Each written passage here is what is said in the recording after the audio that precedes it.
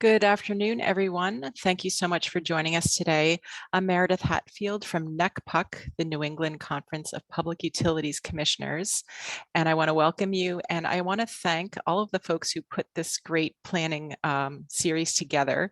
We're on session 3 of 7, so I want to thank the folks at the NARUC CPI and also Lisa Schwartz from the Berkeley Lab and all of her lab team. And I also want to thank DOE for their support of this effort.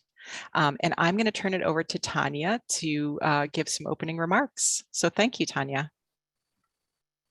Thanks, and good afternoon, everyone. Welcome to our session today. My name is Tanya Pezlowski, and I am a senior fellow at the NARUC Center for Partnerships and Innovation. And want to just make sure that all of you are aware of the resources that we have available on our website. There is a lot about integrated planning, as well as a variety of other sort of emerging topics. And you can find our website at the naruc.org, and right on the front page, there's a link to the Center for Partnerships and Innovation, where there are a ton of resources available, and that will be the location of the information for this meeting. I want to add to what Meredith said about thanking DOE for their support of this work and continuing to support a lot of this evaluation of how we meet the needs of the future. Lisa just put in the chat a link to the presentation that you will see today. So it is available now on the website. So feel free to pull it up and follow along. And that we will also have links to all of the future sessions will also be there. And Lisa also added just now links where you can register for the future sessions in this seven session group that has been put together on this topic of electricity system planning. Just if you could, there will be a survey, an evaluation that we'll put a link to in the chat. Really hope that you will take just a couple of minutes. It's only 2 questions to provide some feedback for us. That helps us in our work with our partners at the national labs. Just make sure that the content is both timely and useful to what you're dealing with in the moment. And so please just take a moment to do that. We'll put it in a couple times throughout the session, but if you could give us that feedback at the end, we would really appreciate it. And so with that, I am going to turn it over to Juliet Homer from PNNL.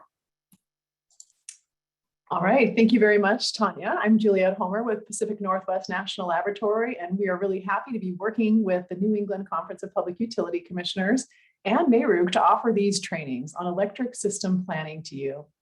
Thank you all for joining us. And I also want to thank Lisa Schwartz for all of her hard work in organizing these trainings.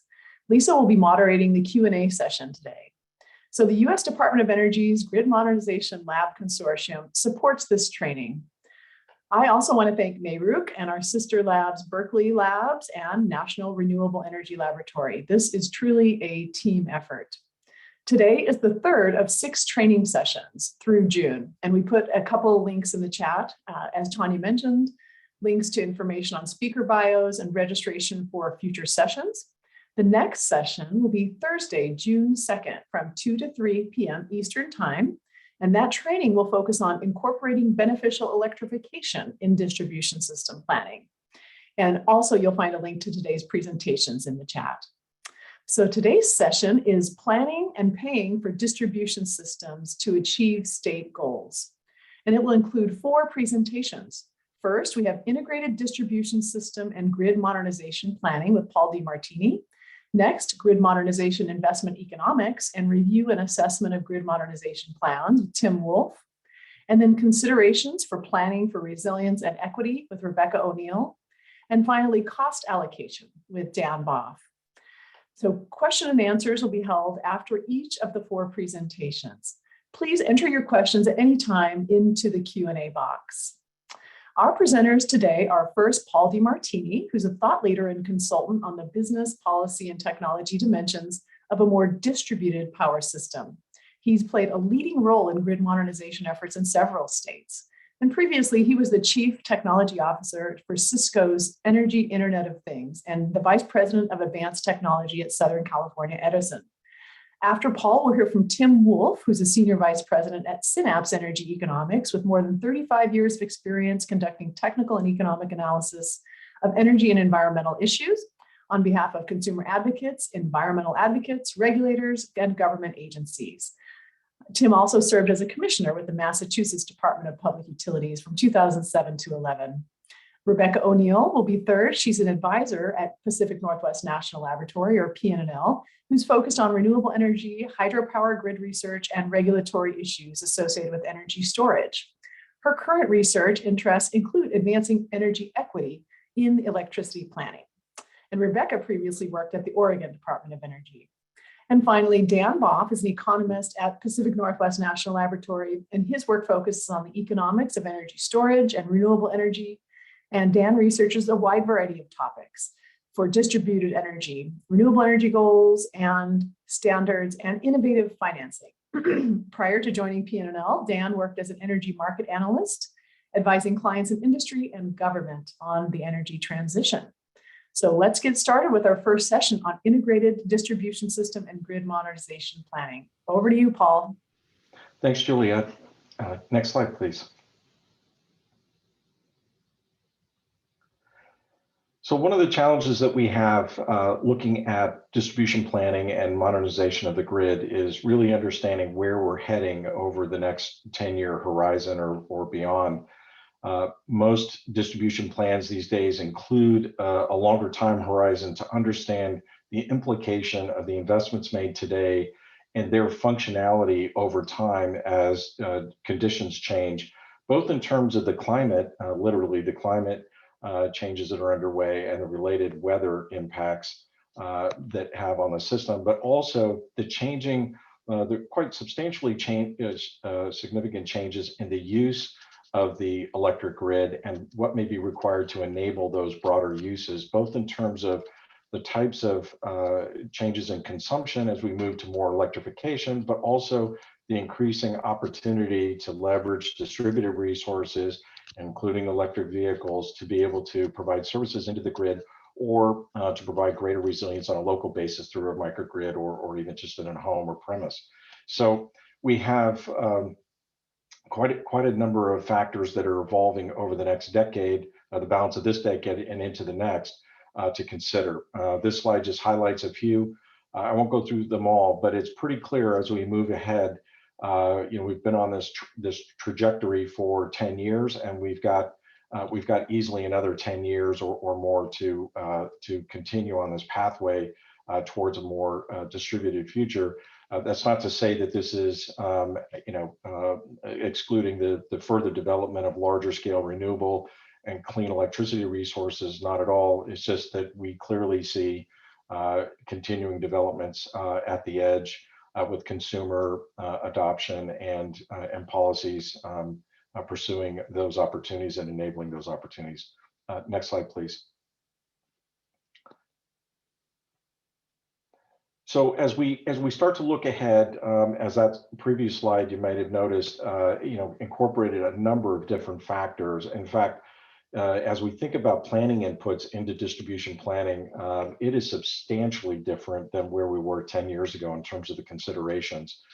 10 years ago, we did consider some elements of DER, but not anywhere like what we think about today in terms of being able to leverage the services from DER or the variety of distributed energy resources that may be available, particularly as we think about energy storage for sure, but clearly, electric vehicle to grid has really become something that's commercially available increasingly as a potential. The other is the level of automation in terms of grid interactive buildings has substantially increased over the last decade in terms of its potential.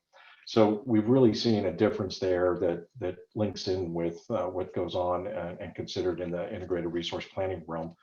We've also clearly needed to think differently about climate change and weather severity events and the implications of that, both in terms of resilience, but also, as you all are very familiar in New England, the changing load profiles that we're starting to see in a number of places where we start to see, peaks in different times of the year that we didn't previously have similar or dual peaks, if you will, throughout the year.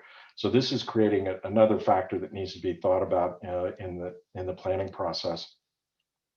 Of course, we've also seen a tremendous amount of activity over the last decade at the local level, whether we're talking about cities or counties or even just local communities, really taking active steps towards sustainability and resilience, as well as importantly, economic justice, which Rebecca will discuss further. But what's happening at the local level really needs to be considered primarily in the distribution planning. It does have effect in the overall system planning, but it has dramatic impacts in terms of what local communities are pursuing with respect to the distribution system and what it needs to be able to enable as part of those interests. Next slide, please.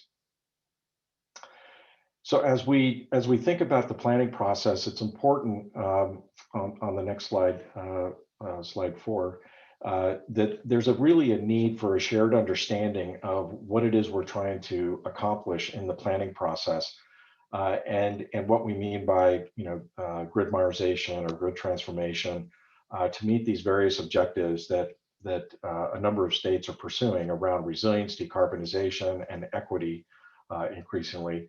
So how do we think about that? Well, clearly we've got yourselves as regulators kind of in the middle of this Venn diagram, if you will, of stakeholders and policymakers and utilities, where we have policy formation, identifying societal objectives and priorities, and we also have then the need to translate those into the development of grid planning objectives and criteria.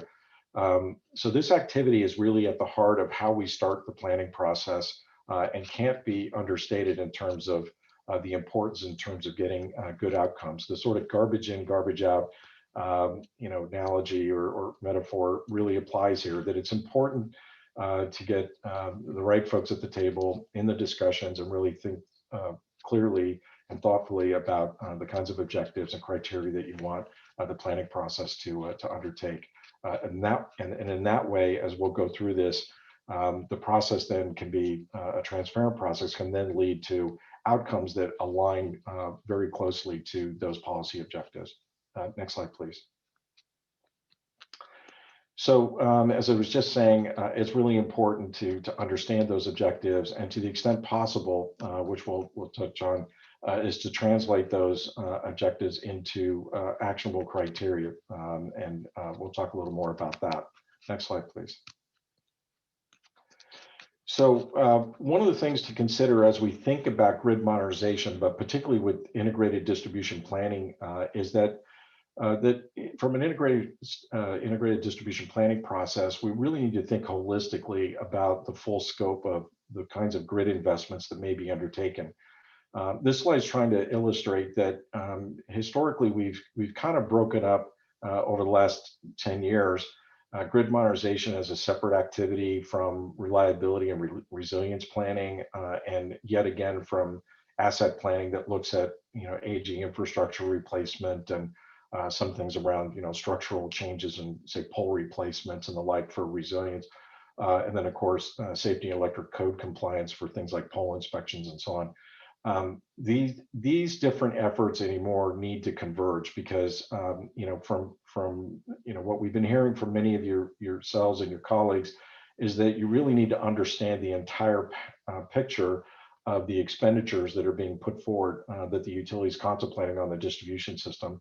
And to do that, you really need this sort of holistic, integrated, and we include resilience because it's a major factor, as I'll emphasize here in a moment, a consideration. The other thing that this pyramid illustrates is that we've got a sort of building blocks, if you will, in terms of capability. So it's important to recognize that the more sophisticated technologies and capabilities, either from the utility or others, as in the case of microgrids or DER, utilization and integration, what DER might bring, those build upon a foundation, having a solid foundation that can enable those kind of capabilities.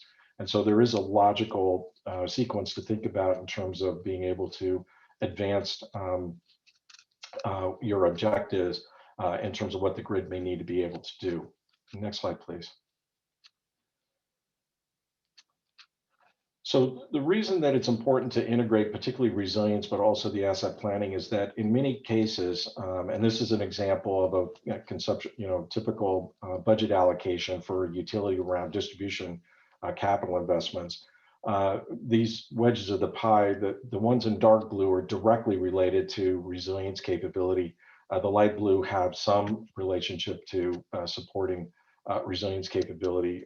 The one wedge around public works relocations, where you're moving a pole because of street widening from one side of the street to another side, that kind of work doesn't really impact resilience, but per se. But the rest of the investments have a lot to do with, particularly those in the dark blue, with enabling resilience capability. So it's really important to consider resilience as part of the overall distribution planning process. And in particular, as we think about modernization, because there's a direct relationship here. Next slide, please.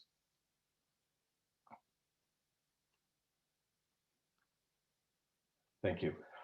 This slide is, there's obviously a lot here. For those of you who may be familiar, there's been a series of papers that I've written over the last 5-6 years, starting with the Minnesota integrated distribution planning paper for ICF, for the Department of Energy and the Minnesota Commission.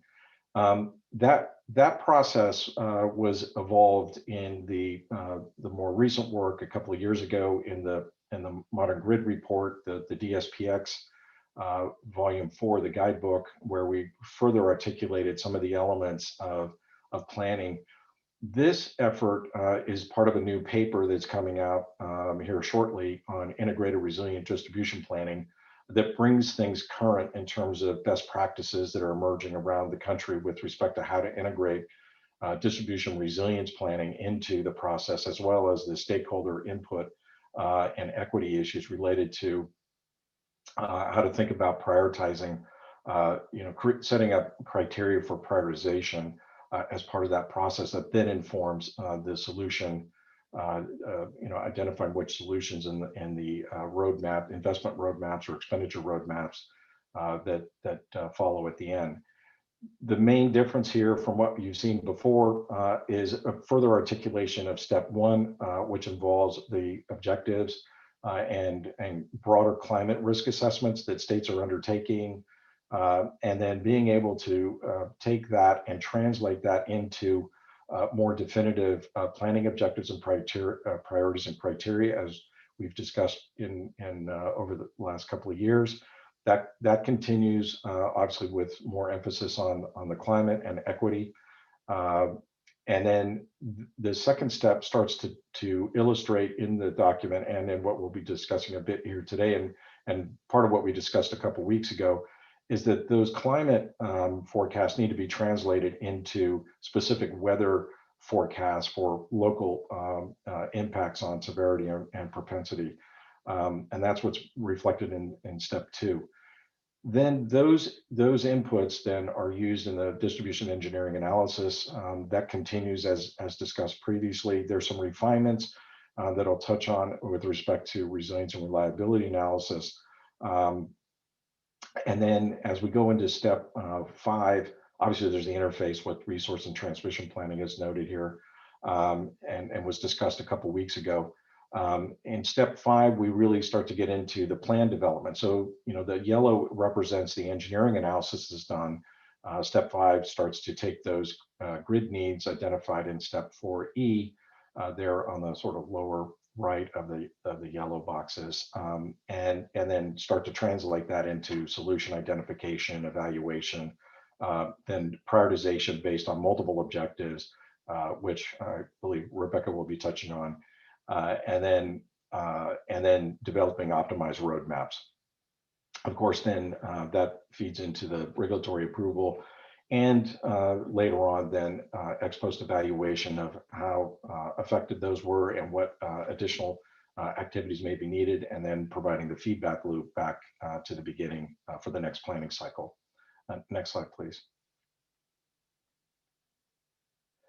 So there are a set of questions, and I recognize this is relatively brief on planning, but throughout the series, there's a number of discussions on this. So this is at high level.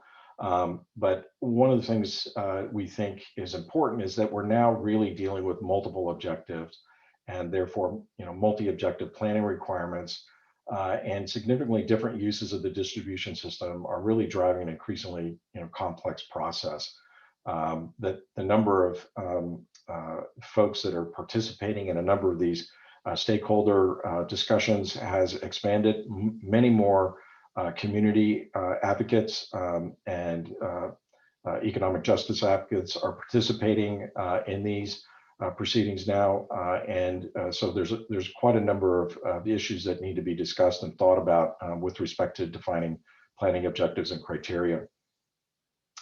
The other thing that comes up pretty often in discussion is there's a fair amount of uncertainty with respect to the pace and scope of change that needs to be addressed. So how fast do we need to move? When are these investments needed? How do we know those are the right time to invest? And then, how broadly do we need to make these changes in terms of both the range of technologies and then also in the field, how broadly in a particular utility service area does it need to be invested in? So these are important questions that need to be considered as part of any distribution plan and should be pretty clear in what's presented, the rationale, so that could be evaluated as to the reasonableness. Then it's important to really think about an appropriate investment prioritization model that recognizes the multiple objectives and multiple benefits. One of the challenges is that we've got a variety of investments and I think Tim will talk to some of this, that provide multiple benefits. So the idea is that ultimately, if you can develop a portfolio that has solutions that can provide can address multiple objectives, that's better than a solution potentially that only meets one benefit and not nearly as well as what you might be able to do from one that provides multiple benefits. But the challenge is, how do you normalize those value propositions of those different benefits or objectives such that you can do a comparative assessment on an apples to apples basis so that you can reflect what is the best approach. There's some emerging ideas that some utilities and commissions are pursuing to try and do that. What level of collaboration is required to ensure that we can achieve the desired objectives with resilience and a safe electric grid? And that means, so how do we engage stakeholders? How do we think about a process to work our way through the front end, which has a lot of detail, has a lot of interest and often passion that's brought to the table. And so how is that, how to facilitate that in a constructive manner to work our way through the planning process, and then at the back end, be able to understand and then and feedback on what the right set of investments and expenditures for those services that are going to be sought from third parties and customer-based solutions. And then, of course, what level of oversight and transparency is required throughout the whole process, and as I touched on, to achieve stakeholder buy-in as well. Next slide, please. So when we think about grid modernization, the next set of slides really build on the work that we did under the DSPX effort. Many of you in New England are familiar with this.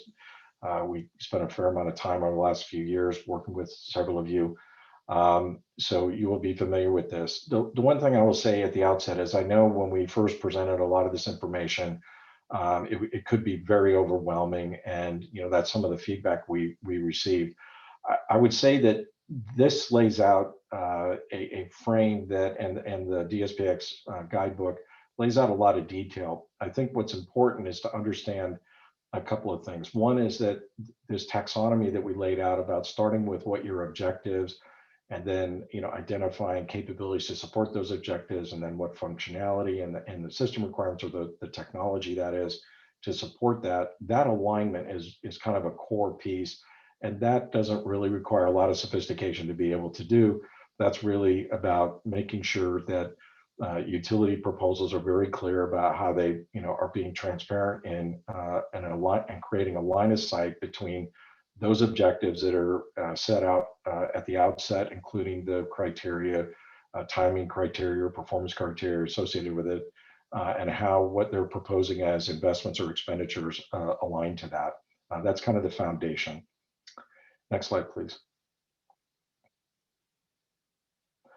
We do have a process that some of you are familiar with, where we talk about developing strategies that then can support, shorter time horizon implementation. Typically, the strategies that have continued to be, kind of leveraging this model around the country is to look at a 10-year strategy for distribution and grid modernization, with the idea that there are shorter time horizon, 3 to 5 year implementation plans that are proposed that within that broader 10-year horizon. The implementation plans are typically used for funding authorizations, and that may be in a separate docket or through the rate case or whatever the structure or method that is to be employed in a particular state.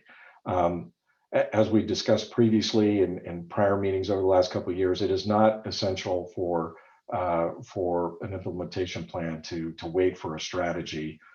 But it is important, even if there's an implementation plan as part of a rate case, that there's a clear sense of the direction that the utility is heading with respect to the subsequent investments that may be required.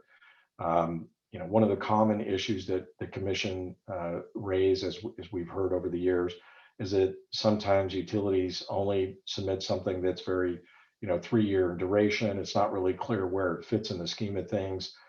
Is there ongoing expenditures anticipated? How does this align to the objectives and so on? So this is really important, that even if there isn't a proceeding to derive a strategy and require that as an outset, it is important that utilities in any implementation do provide a broader context to what the need is, the time horizon, and how what they're proposing specifically for investment or expenditure fits within that broader purview, so that it's clear, so it's more clear that you all can assess the reasonableness of what's being proposed. Next slide, please. Again, as I touched on, objectives really drive the modernization planning process, so it's really important to articulate those. Next slide, please.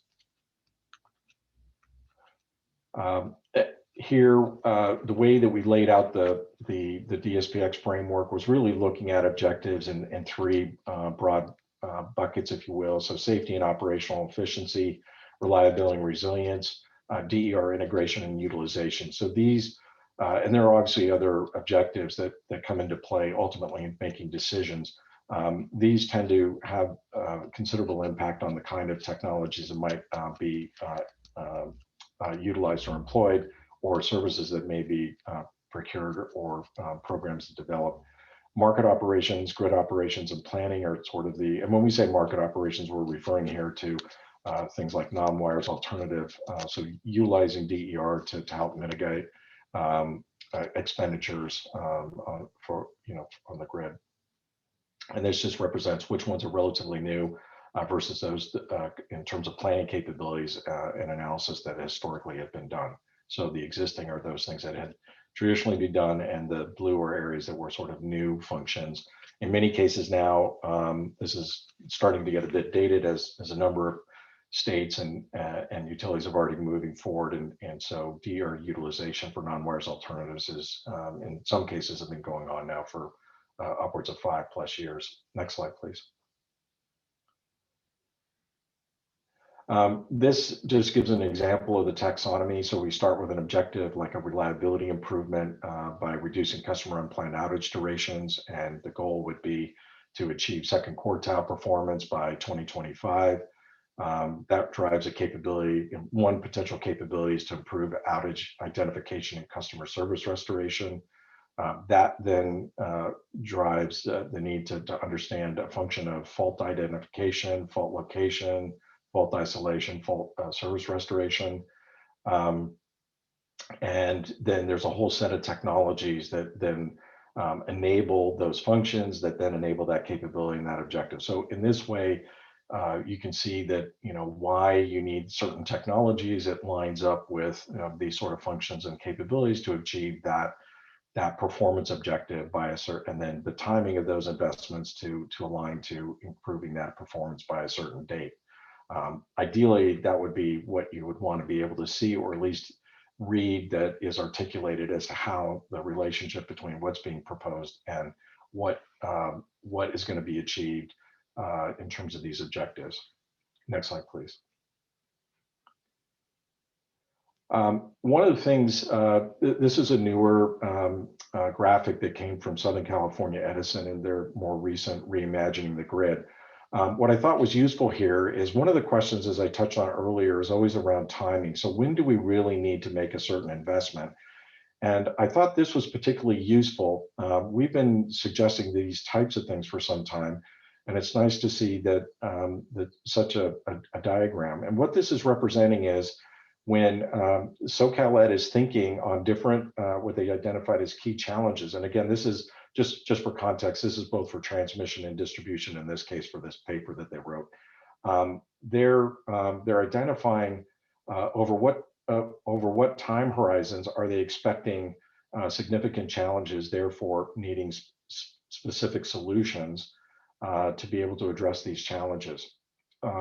Something like this, I think, would be quite helpful in a number of different states and considerations for distribution planning, as well as any investment planning, to be able to really have a discussion about when things are needed, and also in parallel what scope of investment is needed, and that's something else I would recommend to you in the SCE Reimagining the Grid, that they also took a look at where in their system. They have a fairly large system. It's about the size of the state of New York, and in geographic area. And they were looking at various ways to think about different architectures in terms of the kind of sophistication or the kind of capability they would need throughout their system, based on what they anticipated customers and developers would be doing in different parts of the system. So how to adapt to what the needs are, and think about that, as well as the timing dimension. Next slide, please. One of the things we did in the DSPX was try to provide a little clarity around the various technologies that are involved. We had a couple of volumes, volume 2, which goes into great detail on defining each of these technologies to provide some standard definitions that were vetted across the industry and with folks like yourself. And as part of that, we put together what we call here this platform, distribution system platform, and otherwise sometimes referred to as a technology stack. That is, what are the set of technologies that sort of build one on top of the other, kind of not unlike how you think about a computer, where you have hardware and then you have an operating system, and then you have applications that sit on top of that, and the like. So not unlike that sort of structure we have here, with the physical grid at the bottom layer. Then you get into operational communications, sensing and measurement, operational data management. Then you get into on the right-hand side, the light blue are the operational software and control systems, and some of the analytics. And then you have over on the left-hand side, in the kind of medium blue, are the power analysis kind of category of tools in the planning process. And then in the purple, we start to get into those applications and capabilities that start to really enable a lot of the DER and the utilization of DER and EVs into providing services and the like. The golden part are those customer-facing elements that may come into play, all of which sort of build upon one another in terms of supporting capabilities. Next slide, please. One of the things that came out of this, and it wasn't originally intended to be, is just happened to be a nice happenstance, is that a number of folks started to take a look at that stack and use that in a color-coded way to be able to articulate how far along they are in terms of their implementation of these technologies, to start to at least illustrate conceptually some gaps that they had in terms of the kind of investments that may be needed. And so this is an example from Hawaiian Electric a few years ago, but we've seen a number of utilities across the country use this, and this seems to have facilitated discussions in a number of places about what may be needed, and again, in the context of timing and scale and scope and interdependency, because as I said, there's predecessor and successor relationships with some of these investments. Next slide, please. One of the things that's certainly was a discussion in New England a couple of years ago in some of the conversations I've had with folks, but continuing throughout the country, is how to think about when to make technology decisions in terms of modernization. Obviously there's a consideration if you invest too early and the technology doesn't meet the functionality, or the technology firm doesn't quite take off, or a variety of reasons, or somehow it comes obsolete, prematurely, stranded cost risks are an issue, or the project isn't successful, it can't be successfully implemented. A variety of issues can arise. One of the things that has kind of developed over time is thinking about, and this is basic technology management practices deployed across a number of industries. So this isn't just specific to the electric industry and utilities. This is common practices. Some of the things that I've learned over the years, and certainly practiced when I was at Cisco. So the idea that you really have 4 dimensions on this diamond. So how does what's being proposed really address the customer policy, business priorities? Obviously, you need to understand cost implications. But you also need to understand the technology fit and risk. And there are a couple of elements there that usually are part of a procurement process for any technology. That has to do with technology maturity, which we'll talk about in a second. Technology fit, obviously, is it fit for purpose? Is it overly complex such that it's going to be difficult to implement, or maybe the time horizon it takes to implement is much longer than might otherwise be anticipated? And then the maturity of the vendor. Can the vendor actually be able to, have they had experience implementing this? And so, are you anticipate that that's going to be an issue or not? Organizational capacity is one that tends to get overlooked sometimes. That is from the utility standpoint. Do they really have the staff to be able to execute this project? What sort of organizational change management is required? And do they have the ability to manage the vendor in terms of vendor management, in terms of that process? There's a whole rigor around software implementation, capability maturity models that are addressing what the vendor does, but that's also the same case for what utilities or anyone that has to implement technology. Those maturity levels also apply to the adopter as well. Next slide, please.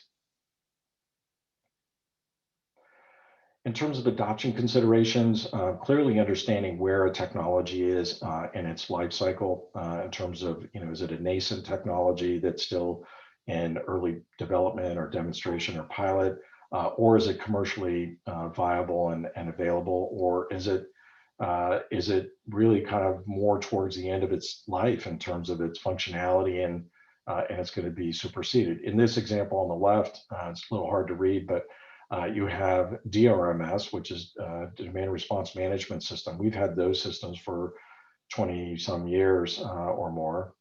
And what we see on the lower left part of the curve is the distributed energy resource management system, which is still very early in its development. We really don't have a commercially viable product yet. We've got some in development, some starting to be implemented.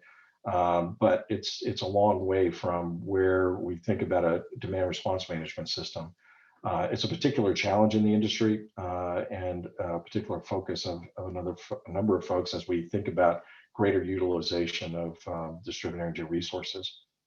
One of the things when we think about technology strategies, where do we want to adopt? What's the adoption zone? All of us in our personal lives have our own adoption zone, whether you recognize it or not. Are you the first one to get the next smartphone when it comes out, or do you typically, alternate every other version so that you wait a couple of years before you start to adopt, or do you wait till the very end where you're still if we're talking about iPhones, you're getting an iPhone 10 as opposed to, a 13 or what may be coming now in a 14. So those adoption zones are related to, cost and comfort and risk of, dealing with bugs and other issues. Obviously, in a utility, in a grid mode, there are certain applications you need to be more risk adverse than less. But generally speaking, you want to kind of understand where you want to be in this adoption zone. The other thing that becomes challenging in the grid context is it takes a fair amount of time to execute on these large scale implementations. So unlike buying your phone and having it working within a day or two, these software systems, and particularly the integration, as we try and tie more of these systems together to really get the full value out of them, the adoption time can be anywhere from 2 to 3 years. So understanding where you are relative to the life cycle of that software, if the software has a 7-year life and you're adopting towards the end of the cycle and it takes you 3 years to implement, you may be, by the time you finish, at the end of that life cycle and have to go, and then that's not going to be fully supported. So it's an important consideration. Many utilities recognize this, but it's something that's worth having a discussion and having a utility articulate. Next slide, please. Paul, let's take 2 minutes and then go to questions. Sounds good. This just goes to what I was talking about earlier. This is Southern Cal Edison's view on how they're thinking about adopting various technologies over time as mapped to that those challenges and timing of those challenges on the prior slide. Next slide, please. And the Excel one, I think you've had or will have a presentation from Excel, so that you may have seen that. In terms of questions that you can ask, are there clear objectives for modernization that have been established? Is there a clear starting point for modernization? It's important to understand what the starting point is. The pace and scope is important, as well as making sure that any grid mod plans are aligned and integrated with asset management and resilience planning. Has that been done? Has that been considered? Do modern grid mod plans incorporate flexibility needed for the uncertainty needs and emergent grid technologies? Thank you. Thanks, Paul. Let's do a few questions and then we'll get to Tim Woolf. To what extent are you actually seeing states include resilience in distribution system planning? And can you talk a little bit about an example? Yes, if we go to the next slide, actually, so there's a number of utilities that are starting to do this. I would point to DTE's recent, this just came out in December, their distribution plan. Some of you may be aware, or maybe we have some folks from Michigan participating, but the Michigan Commission started several years ago looking at the issues around resilience and asset management and the like, really trying to get their hands on or handle on what the state of the grid is so that they could more completely understand what's going to be needed, both in terms of basic infrastructure, a lot of aging infrastructure, and how to think about modernization of that. Now we're seeing, the result of those 3-4 years of effort, kind of resulting in this plan that DTE put forward to try and address the commission's urging, and obviously the governor and the legislature in Michigan, given the issues that they've been having. And here we see a more complete articulation of, what the resilience part and how that feeds into the grid modernization component. So there's a more complete picture. This is one example. I think Con Edison's plan from a couple of years, I think it was 2020, also did a nice job of incorporating the resilience components, leveraging some very good weather forecasting, descaled weather forecasting to really look closely at what the impacts are and fold that into their grid modernization proposals. And Paul, since we mostly have public utility commissions in the audience, are you seeing these requirements come down from the states? Or are you seeing utilities doing it on their own motion? It's twofold. Clearly in Michigan, I would say that was driven by the Michigan Commission. And I think there was a series, sequential steps that were very productive. I would say in New York, I'm not close enough to what the New York Commission did to initiate it, but clearly Con Ed was getting increasingly concerned about rising sea levels in particular, and some other issues that they wanted to factor in. And of course, they've been looking at these issues with the Commission, the Governor's Office, since Superstorm Sandy, what's that, almost 10 years ago now. So there's been a continuing thread to improve the kind of analysis.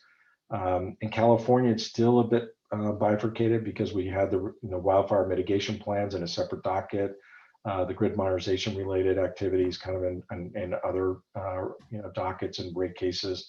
But the California Commission did require, even as part of the wildfire mitigation, how that the utilities needed to articulate how any investment in the wildfire mitigation plan and PSPS mitigation was going to also address any of the other objectives, sort of more grid modernization related direct objectives as well.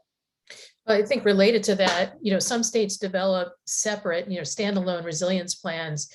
And how can public utility commissions begin requiring, integrating those strategies into distribution system planning?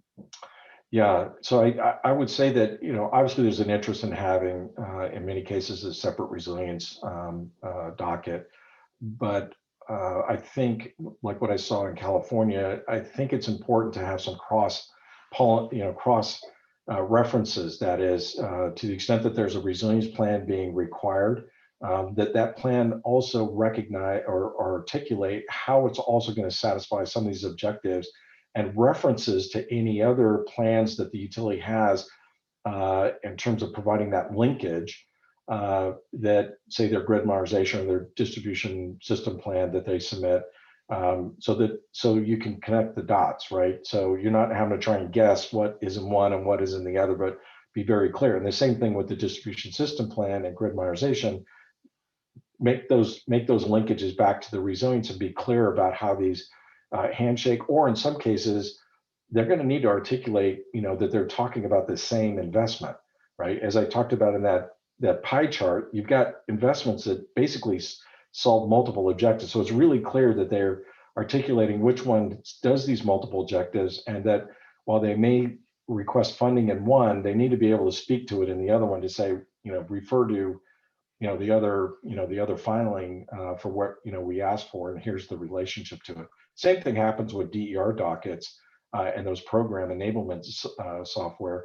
We see that in a couple of states where it's important to make those cross linkages between, say, enabling technologies for DER utilization in a DER docket that are being referenced in the grid modernization. So the pointing back and forth is really important to provide that clarity. It's not always done. Thanks so much, Paul, for your presentation. Let's turn now to Tim Woolf with Synapse Energy Economics to talk about economic assessment of grid modernization plans. Thank you, Lisa, and thanks all for joining. Next slide, please. Just a quick overview of where I'm going to go. I'm going to start out with a review of some utility grid mod plans that we did a couple of years ago, just to get a sense of what's been out there. Provide some general guidance on economic evaluation of grid mod plans. There's two ways to do that. There's benefit cost analysis and there's least cost best fit, and we'll talk about those. Talk about accounting for interdependencies. Paul talked quite a bit about this, and this is what makes economic evaluation fairly challenging. Also, there's a lot of hard to quantify benefits. We'll talk about that, accounting for customer equity. And a lot of what you're going to see today is a result of two recent studies that Synapse has performed. The first one was performed for Lawrence Berkeley National Labs with the support of Lisa on benefit cost analysis of utility-facing grid mod investments. The second report is something we recently completed for the Minnesota Department of Commerce on reviewing and assessing grid modernization plans. We refer to that as the guidance document because it's meant to provide guidance to regulators like yourselves on how to look at grid mod plans. And if you are interested in these, you can follow the links in your slide decks. Next slide. So just a big overview, big picture overview of, we looked at 21 different plans. Next slide, I'll show you what they are. We did this analysis 3-4 years ago, so this is a little out of date, I will say. And some of these utilities have put together probably more recent plans. But at the time, we did a quick review of these, mostly to look at how they did their economic analysis, not so much the engineering side of things, but like, how did they indicate what costs will be, the benefits, and so forth. And on the next slide, we give a very high level summary of what we found. And really, we're focusing on themes here, not any one specific plan, but just what kind of themes did we see across the plans. And in general, like from the perspective of a regulatory commissioner or a consumer advocate, we found there were a lot of things lacking in the plans to help make decisions around the economic analysis. And these included an overarching rationale for grid modernization investments. You just heard Paul talking a lot about, principles, objectives, strategies. A lot of times those were not available in some of the plans we looked at. And a lot of the plans didn't even identify which cost effectiveness test they used, whether it's a societal cost test, utility cost test, something else. Even the discount rates were hard to find in some cases. They just weren't presented. The methodologies to account for interdependencies, often there's just very little there on that front, even though that's a critical issue. Methods to account for unmonetized benefits, very little discussion about that. Even definitions of metrics. We'll talk more about metrics in a few minutes, but very little discussion of what they should be and how they should be used. And then customer equity rarely comes up, even though that's an important thing for regulators and consumer advocates. Next slide, please. So just real quickly, this chart shows for each of the 21 plans, what % of them reported a specific benefit. And this shows you the percentages. So you can see most of them talk about reliability, some of them about DER integration and distribution O&M, half or less talk about like benefits to generation capacity, environmental, and so forth. And then there's things like resilience and economic development that really didn't get mentioned much. And by the way, when I say mentioned, I mean they're just mentioned, that these benefits are not in these reports quantified and monetized. In the next slide, if you move to the next slide, please, you'll see these are the examples of where they were actually put into monetary terms so that, one could then use those in your economic analysis. And as you can see right away, a lot fewer of them were put in monetary terms. Planning, system planning, safety, customer satisfaction, those are hard to put into monetary terms, but nonetheless, there's a lot of utilities that didn't put some things in monetary terms when other utilities did, which suggests that at least it is possible. So, we took those and used those findings to do the other reports, to do the recommendations and to provide the meat of the other reports I mentioned. So I'm going to continue addressing some of these themes. Next slide, please. So economic evaluation. By this, I mean, indicating the extent to which the grid mod investments are going to provide economic benefits to customers. And the economic evaluation approaches fall into two categories. As I mentioned, least cost best fit and BCA. Next slide, please. A little bit of background on that. Oh, yeah, first, before we even go there. So utilities seek regulatory support for grid mod in two different contexts. Sometimes it's before they make the investment, and sometimes it's after. And there's pros and cons to doing it either way. If you do it before, you can get a nice detailed focused analysis. Whereas in a rate case, sometimes there's so much going on, you really can't dig in. And the other advantage of getting utility regulatory support before you spend the money is it can provide some guidance as to whether and how much and how to spend your money. Whereas afterwards, it's too late. But the point I want to make with this slide is that if a utility is looking for regulators to support their spending, whether it's before or after, they need to do a pretty good job of justifying it. And that's what the economic evaluation is about. It's the justification for the investments. Next slide. Just quickly, as you can see, there's a lot of potential benefits from grid mod investments. And I should say that when I refer to grid mod here and in these studies, we're talking about utility facing grid mod, not so much the customer facing grid mod, which is basically the distributed energy resources. This is all the stuff that utilities put on their grid to make it as efficient and as effective as possible. So anyways, you can see there's a whole host of different benefits here. Most of them are to the utility system, but sometimes there are benefits in terms of environmental benefits or economic development benefits that utilities ascribe to grid mod. Next slide.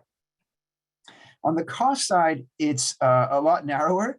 There's, incremental capital costs, O&M costs. There might be needed costs to upgrade your T&D system, maybe a program administration cost. But they're important and they can be quite large. They typically are entirely a utility system cost as opposed to outside the utility system.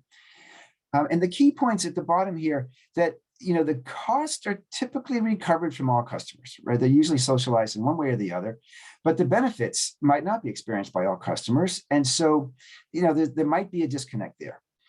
Secondly, while grid modernization costs are very easy to quantify and monetize, the benefits are nowhere near as easy. And that's where a lot of the challenge is in these analyses, which I'll talk about in a minute. Next slide, please.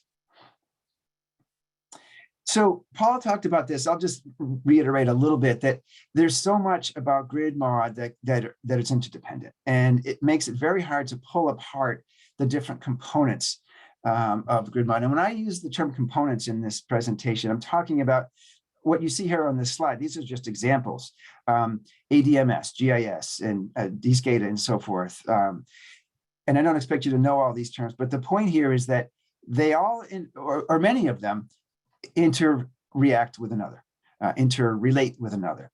And they all kind of work together to address the field devices, substation devices, and so forth.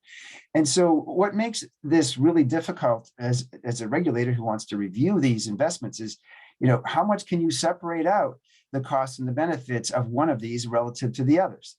It is not an easy task.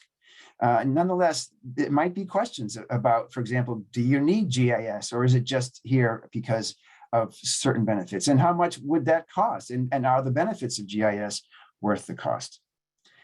Next slide, please. This is to make the same point. Now, you just saw this a few minutes ago from Paul. I've taken this from the same report. And the point that I want to make is that this just illustrates how interdependent the with different grid mod components are, and also that some of them play more of a role as like a foundational core components, all those below the black line. They're necessary to support others, and the applications may not enable others quite as much, may not be quite as interdependent, but often there still are some interdependencies. So as you can tell from these two slides, there's a lot going on here to try to sort out when you're reviewing an economic evaluation of grid mod plans. Next slide. So in the guidance document we prepared for the Minnesota Department of Commerce, we put together these principles, and these are fairly standard, nothing too surprising here, but it helps to have these as you're walking through your review of grid mod plans. These should be compared consistently with traditional resources or technologies. It makes no sense to have different ways of measuring the benefits of one and a different one for another utility investment, because they're also interrelated. Clearly, you need to account for state regulatory and policy goals. You want to account for all relevant costs and benefits, even if they're hard to monetize. You want to consider interdependencies, look at customer equity, symmetry, full life cycle analysis. Again, some of these are fairly basic. Ensure transparency. I'm going to talk about transparency a lot because that's critical here. Avoid combining and conflating different costs, and look at allocational and temporal values as much as you can. Next slide. So this is, again, consistent with what Paul said earlier about articulating goals. And here we just have an example, and this is, again, from the Minnesota guidance document, where far over to the left, you can see that there's a couple of goals here. For example, accommodate higher capacities of DERs. You might see that very sentence in many, many grid mod, and maybe every grid mod plan. But what you don't see is taking that to the next level and saying, okay, what does that mean? Well, you could break it out. In one, it might mean DER capacity 50% of load, and so forth. You can keep walking down and making it more and more detailed. And then on the rightmost column, this is kind of where it gets important, is that you can create metrics to measure how well these particular goals have been met. And this is what we don't see enough of. And they're absolutely essential because they help regulators sort of, first of all, understand what's going to happen as a result of the investments, and also to monitor them over time. And, again, I'm going to talk more in a few more slides about reporting requirements and how annual reports can be used to present these metrics and, again, inform how grid mod investments perform over time. Next slide. Again, on metrics, there's like a whole host of them. In fact, there's almost like too many to work with. You almost have to take some time to narrow them down. But, you can see these benefits here over on the left-hand column. They're all familiar. And there's lots of different ways one can come up with metrics to measure them. Some of them are very familiar, like SAIDI and SAFE for reliability. Some of them might need to be developed in order to reflect the kind of benefit that a particular grid mod plan is proposing. But there are always ways. Some of them are better than others, but there's always ways to come up with some metrics to give you some indication of the kind of performance that you're looking for. Next slide.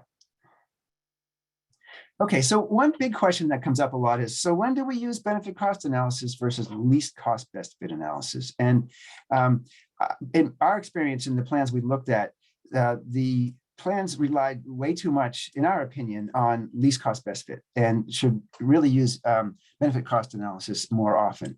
And I'll explain why as we go. Next slide. So just to lay the groundwork a little bit, the least cost best fit approach is for investments where the need has been established. You already know you need to do something. It's just a matter of how to do it at the lowest cost with the best technology. The easy example is you need to build a new transmission line to provide service to a new residential development. No one questions the need. You got to do it. The only question is, how do you do it at the lowest cost with the best technologies? And you can consider different transmission or distribution paths, different combinations of distribution equipment. But in the end, it's all about, getting the best fit at the lowest cost. So it doesn't necessarily require monetizing the benefits. And for that reason, it's actually quite convenient. But for the same reason, it's also, it masks, or at least it doesn't reveal some important piece of the analysis. Now, benefit cost analysis, you're probably more familiar with this. It's been used for many years in many applications. I would say this is more used for determining whether to make an investment. The need hasn't necessarily been established. And ideally, the BCA will tell you whether the investment will result in net benefits. That's what you're looking for. And as a result, it does require monetizing, or at least quantifying, all costs and all benefits. And that's one of the key distinctions here. And I will say that the line between these two approaches is not always all that clear. It's kind of blurry, in fact. But hopefully, by the time we're done, you'll have a better sense of how the two are used. Next slide. Just a little bit more on the same points. Again, least cost best fit is when the need has been established, not so much for BCAs. The purpose is to identify, for least cost best fit, the investment that best meets the needs at lowest cost. Whereas for BCA, it's like whether to even make the investment. And then really it's the rightmost two columns that are most important. With least cost best fit, typically the costs that are included are just the utility system costs, because usually those are the only ones that are incurred. The benefits are not really required. The benefits are presumed to be worth the costs. For BCAs, both costs and benefits need to be included. And also, as you probably know, there are different ways of defining your BCA test so that you include more or less costs, more or fewer costs. You might have a utility cost test, which is relatively narrow, or you might have a societal cost test, which is relatively broad, or you could have a test somewhere in between the two. And that's another distinction here for the BCA. Next slide, please. So the DOE in their guidebook, which Paul referred to, provides this way of thinking about which approach to use. They start with an investment driver, as you can see in those four squares there, and then the investment driver, that is the impetus for why you're making the investment, should dictate which economic evaluation method you use. And they point out that if there are joint benefits, that's where there's so many interdependencies, you can't untangle them. You need to do a least cost best fit. Also, if there's a need to do an investment because it's dictated by policy or standards, then the need's been established, and so you can use a least cost best fit. However, if there's a particular investment where you think there might be net benefits to customers, then you use a BCA. And then finally, there are a lot of investments that customers can make on their own by their own decision making. And so regulators don't need to do economic evaluations of those because it's not so relevant. Regulators care about where the utilities are spending their money. And while this is a reasonable approach, I take some difference with it. And I think that there's a different way of looking at this that I'll go through that I think suggests a much more priority for benefit cost analysis and less for least cost best fit. Next slide. Next slide, please. So as I said before, the main difference between the two is whether it's already been presumed or decided that the utility investment is needed. If you know it's needed, then you don't need to do the benefits. Benefit cost analysis, on the other hand, is used to justify the investment, and so you really have to come up with the benefits. Now, least cost best fit has been used for distribution planning for many years, like since the beginning of time, really. It was it was applied to investments that were clearly needed to maintain reliability. One example is, maybe a new substation needs to be upgraded, or an existing substation needs to be upgraded to serve increasing customer demand. So the question there is, well, we need to upgrade the substation. What's the least cost way of doing that? Now there are a lot more options to consider, like a myriad of options. In this example, a non-wires alternative could be implemented instead of the substation upgrade. And so in that case, you could do a BCA to determine which has greater net benefits. So while LCBF has had a really important role for many years, it may have outlived its usefulness to some extent. Next slide, please. So, as I said, one of the questions is there a need for the investment? And for grid mod investments, the need is often not clear. Is ADMS necessary? Is AMI necessary? And all those questions.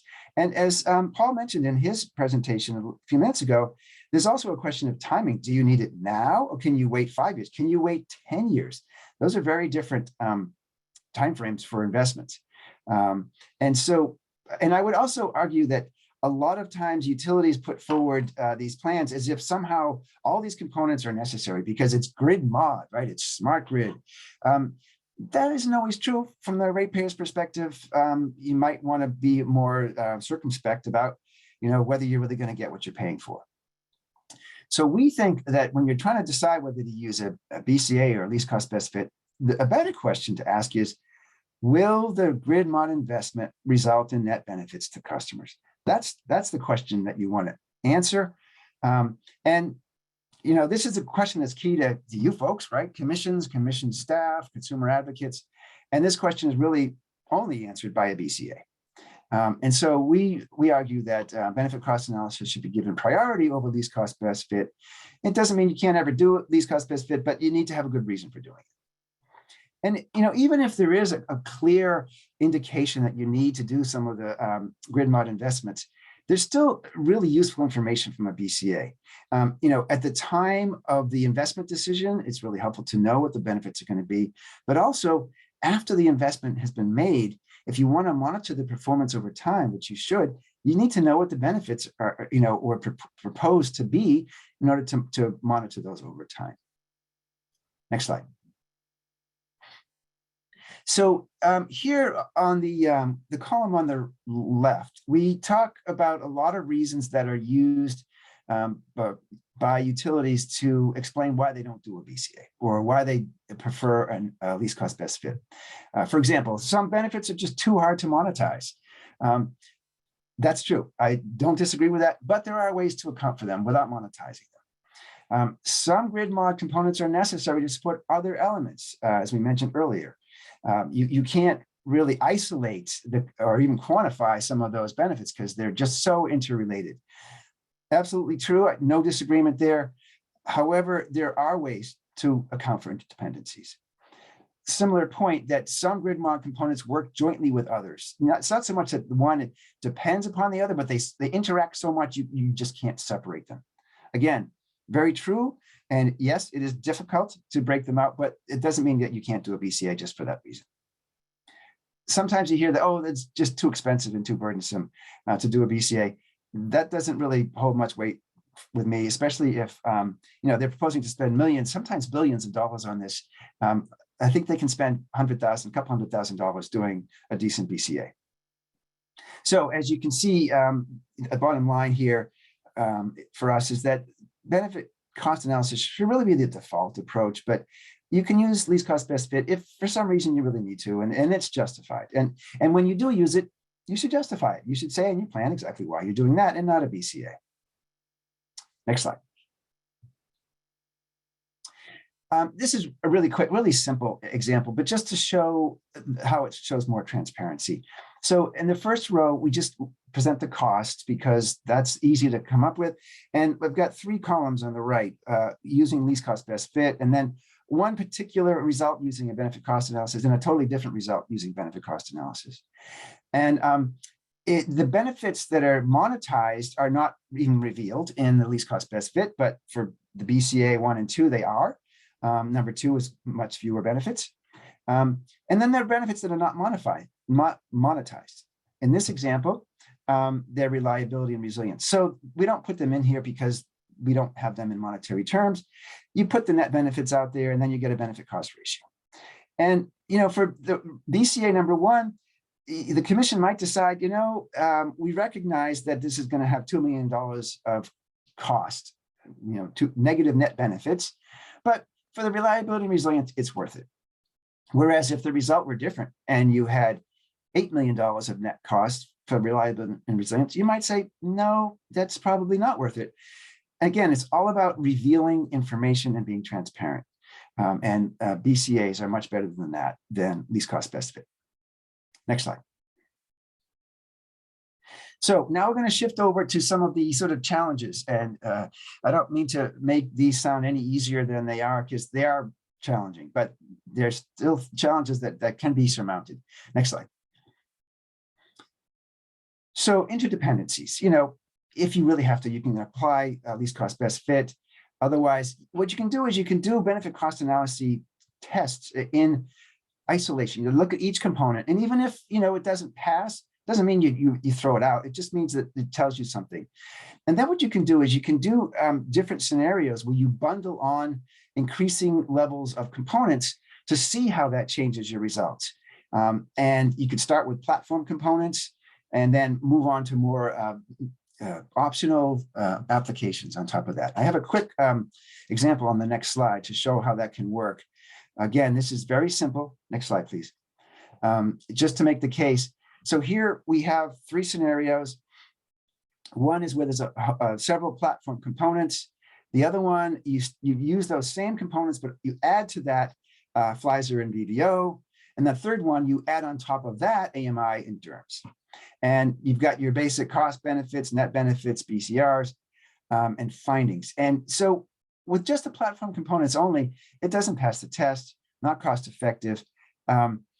Scenario 2, you add in Fleiser and VVO, and because they have net benefits, they make the whole package cost effective with a benefit cost ratio of 1.3.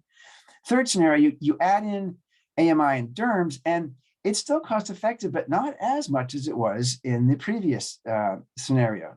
So, with this, you could make 2 decisions, determinations. You could say, okay, the AMI and DERMS are cost effective because as a bundle, the whole package is cost effective. Or you might decide, no, this makes things more expensive than otherwise. The net benefits are going down, and so therefore we don't want those.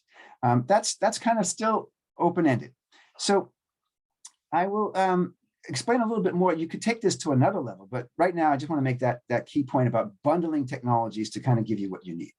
Next slide.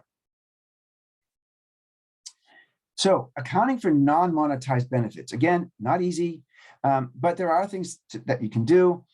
First, put as many benefits as you can in monetary terms. Sometimes, utilities kind of throw up their hands and say, we can't do this. But if you just find a way, you can put things in monetary terms. Even if they're not monetary, you can put them in quantitative terms.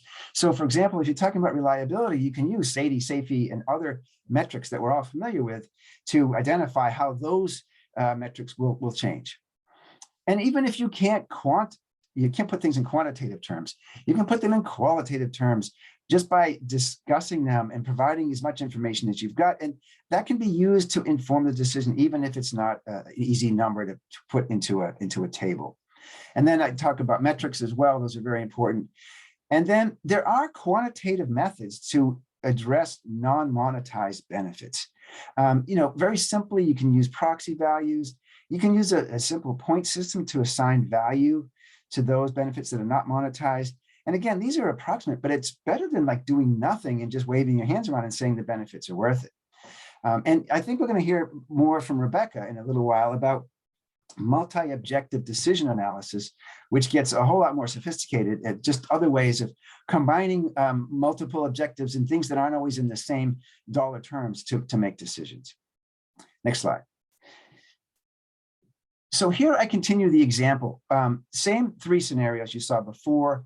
The top 4 or 5 rows are the same as before, but I've added these non-monetized benefits down here.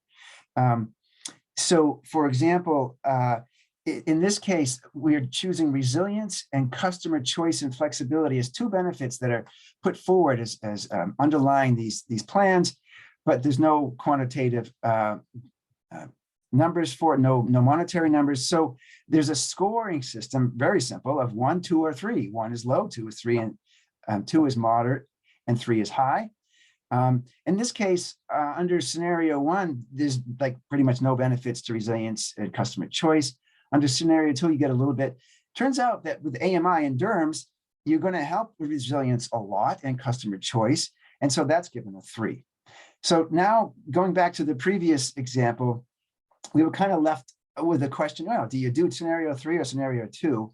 And here you could easily conclude, well, scenario 3 makes sense because even though it's less cost effective than 2, we're going to get resilience benefits and customer choice benefits, and that makes it worthwhile.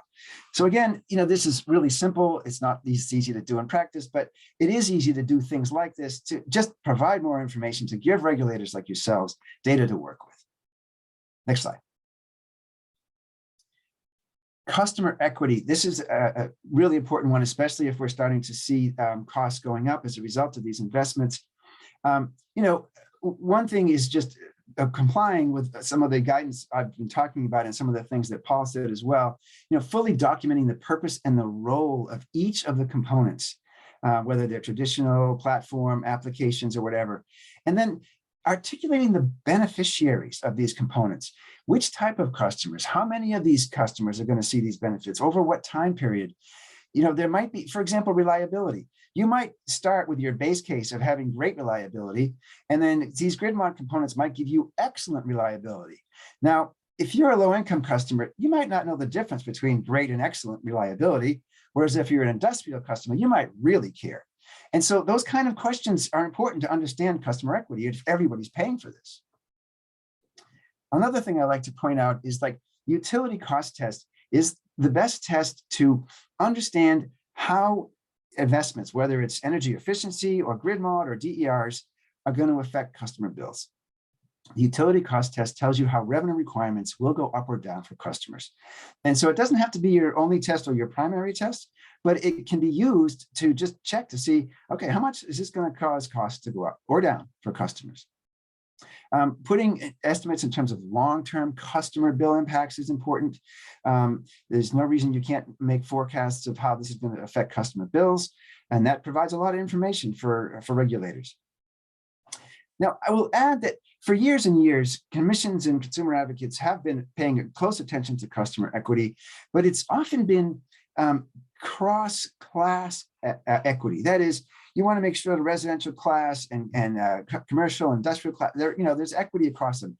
And this is done, as you all know, through cost allocation practices, rate design, and others. What we've been hearing about lately in the past few years on equity is actually going beyond that and talking about targeted populations.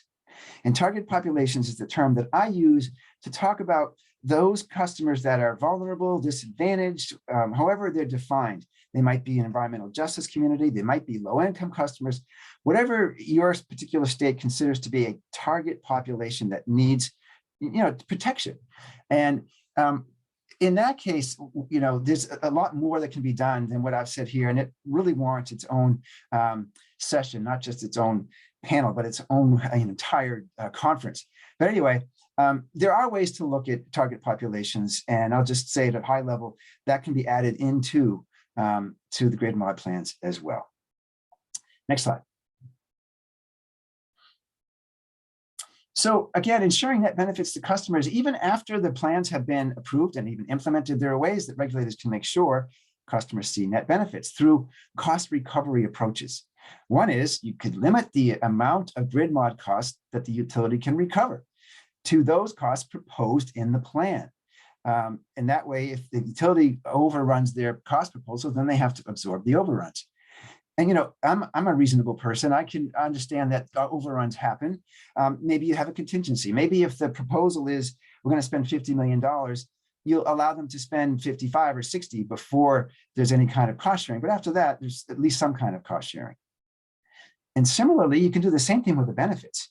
You can, if utility gets cost recovery over many years, you can monitor that and use your metrics that you established in your grid mod plan to see how close the companies are getting to meeting those benefits, achieving those benefits. And if they don't, then you could limit the extent to which they recover their costs.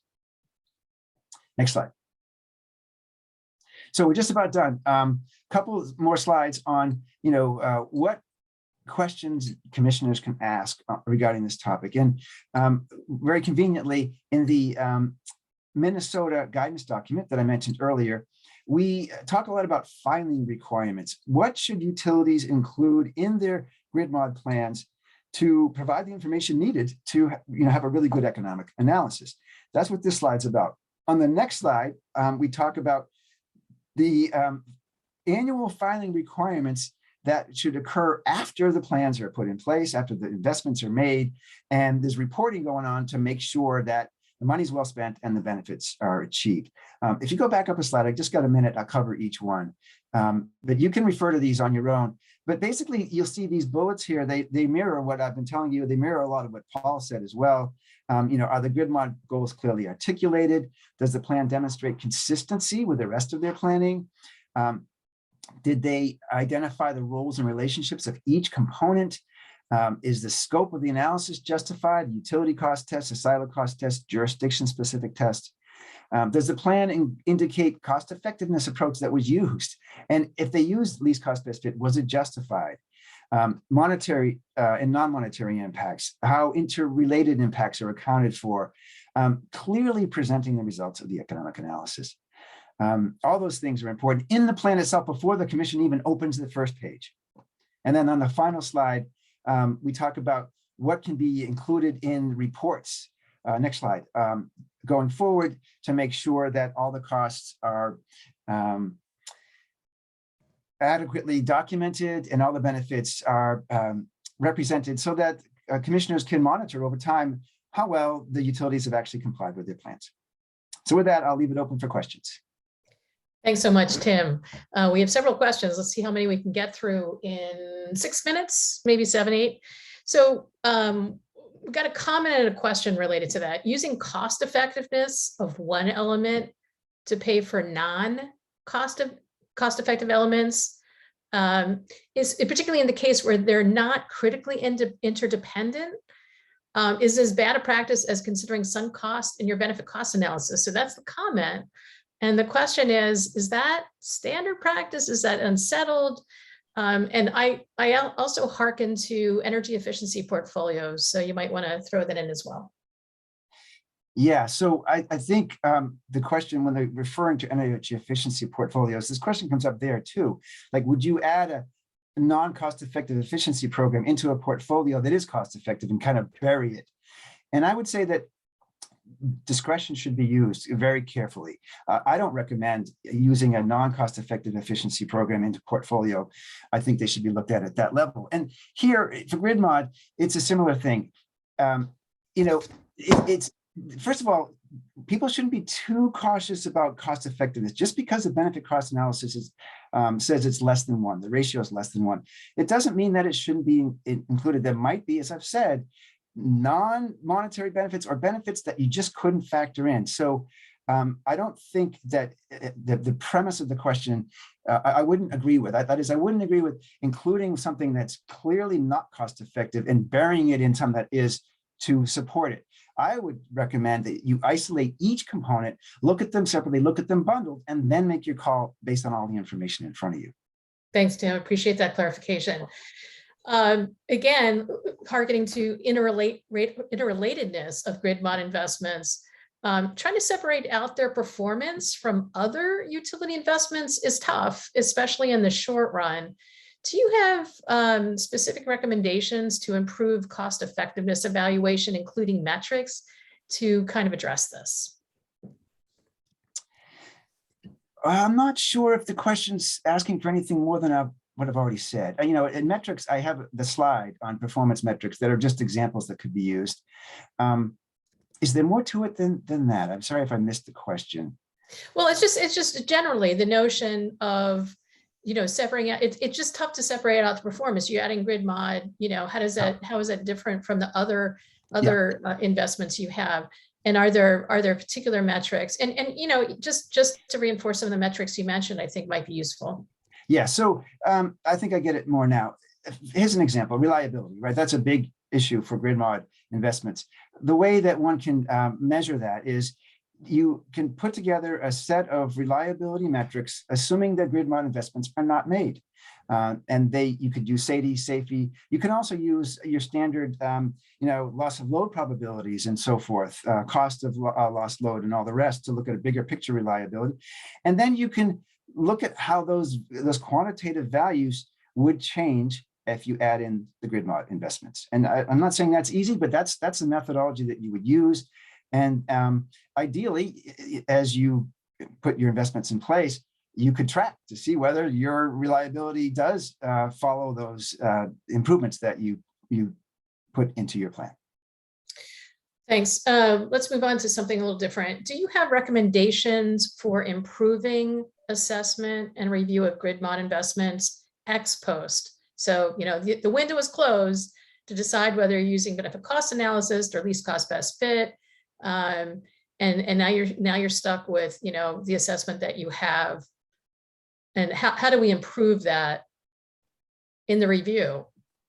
Yeah, so I think I would say the window is not closed until the record is closed, right? And we all know this. We've all worked in regulatory settings where if you get a filing that doesn't give you everything that you need, well, that just means you have to ask discovery to get the data, and you have to ask cross-examination questions to get it. It's not anywhere near as efficient as getting it up front, but that's how it's typically done, and that's how it would be done here as well.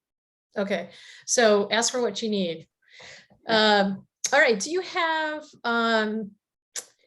any recommendations for how the utility should determine which option is the best fit when they're using the least cost best fit analysis approach? I can't really speak much to that. I mean, that gets to the engineering of this, and that's not really where I've gotten involved so much. Maybe Paul and others could answer that better than I. But you could set a criteria, and as I said, you might even have metrics, and you might find that certain technologies achieve those metrics better than others. So it might be the metrics are valuable for that as well as your economic analysis. So that's one way to think of it. Okay. For grid modernization benefit cost analysis, should the test be the same one that's used for evaluating distributed energy resources? And again, you were talking and focused on utility, I think, side of the equation. Yeah, wherever I go, whether it's grid mod, energy efficiency, distributed energy resources, I say the same thing. Some of you have probably heard it, that you really need to use the same BCA test. Otherwise, you can get uneconomic outcomes. If you're using a very broad societal cost test to look at grid mod, but say a very narrow utility cost test to look at DERs, then you're not going to have the full suite of DERs at your disposal to match with your grid mod. So it really doesn't make sense in that way. And I will just add that I mentioned the utility cost test a lot because it provides a lot of information about impacts on customer bills. That doesn't have to be your only test. It can be one that you use to supplement the others. So that helps because you could use that also to compare across different resource types. Great. And one last question before we get to Rebecca O'Neill on equity. How can performance metrics be accounted for in this economic analysis? And can they be used for both types of analyses that you've discussed? Great question. Yes, they can. In fact, I would say that the more you use least cost best fit, the more important it is to have the metrics out there. And the way that they can be used is, again, think about reliability. If that's one of the benefits that's purported to occur with the grid mod, those can be put into quantitative terms. And whether it's BCA or LCBF, you can see how those will change, whether that's worthwhile. You can even monitor them over time. So I would say, to answer the question, it's really those metrics are the same, to answer the same question. That's how you measure how this is going to work. And you know, if you've got a handful of monetary results and a handful of just quantitative metrics, then there is a challenge of how you put them together to make your final decision. Again, there might be a multi-objective decision analysis, or it might just be the commission and their staff has to sit down and scratch their heads and make a call. That's sometimes what it comes down to. Tim, thanks so much. And up next, we have Rebecca O'Neill with Pacific Northwest National Laboratory. She's going to talk about some of these multi-dimensional analyses when she discusses considerations for planning, for resilience and equity. Rebecca? Thank you, Lisa. I am realizing that I only caught the end of what Tim was saying there, but there's quite a lot of what he was just articulating that is the very problem statement that we've begun to work on within the project that I'm going to speak about here and some of the technical work we've done here. So great job on setting the agenda just right to tee that up. And I'll have to go back and see more of what Tim has produced so far. Thank you all for your attention here.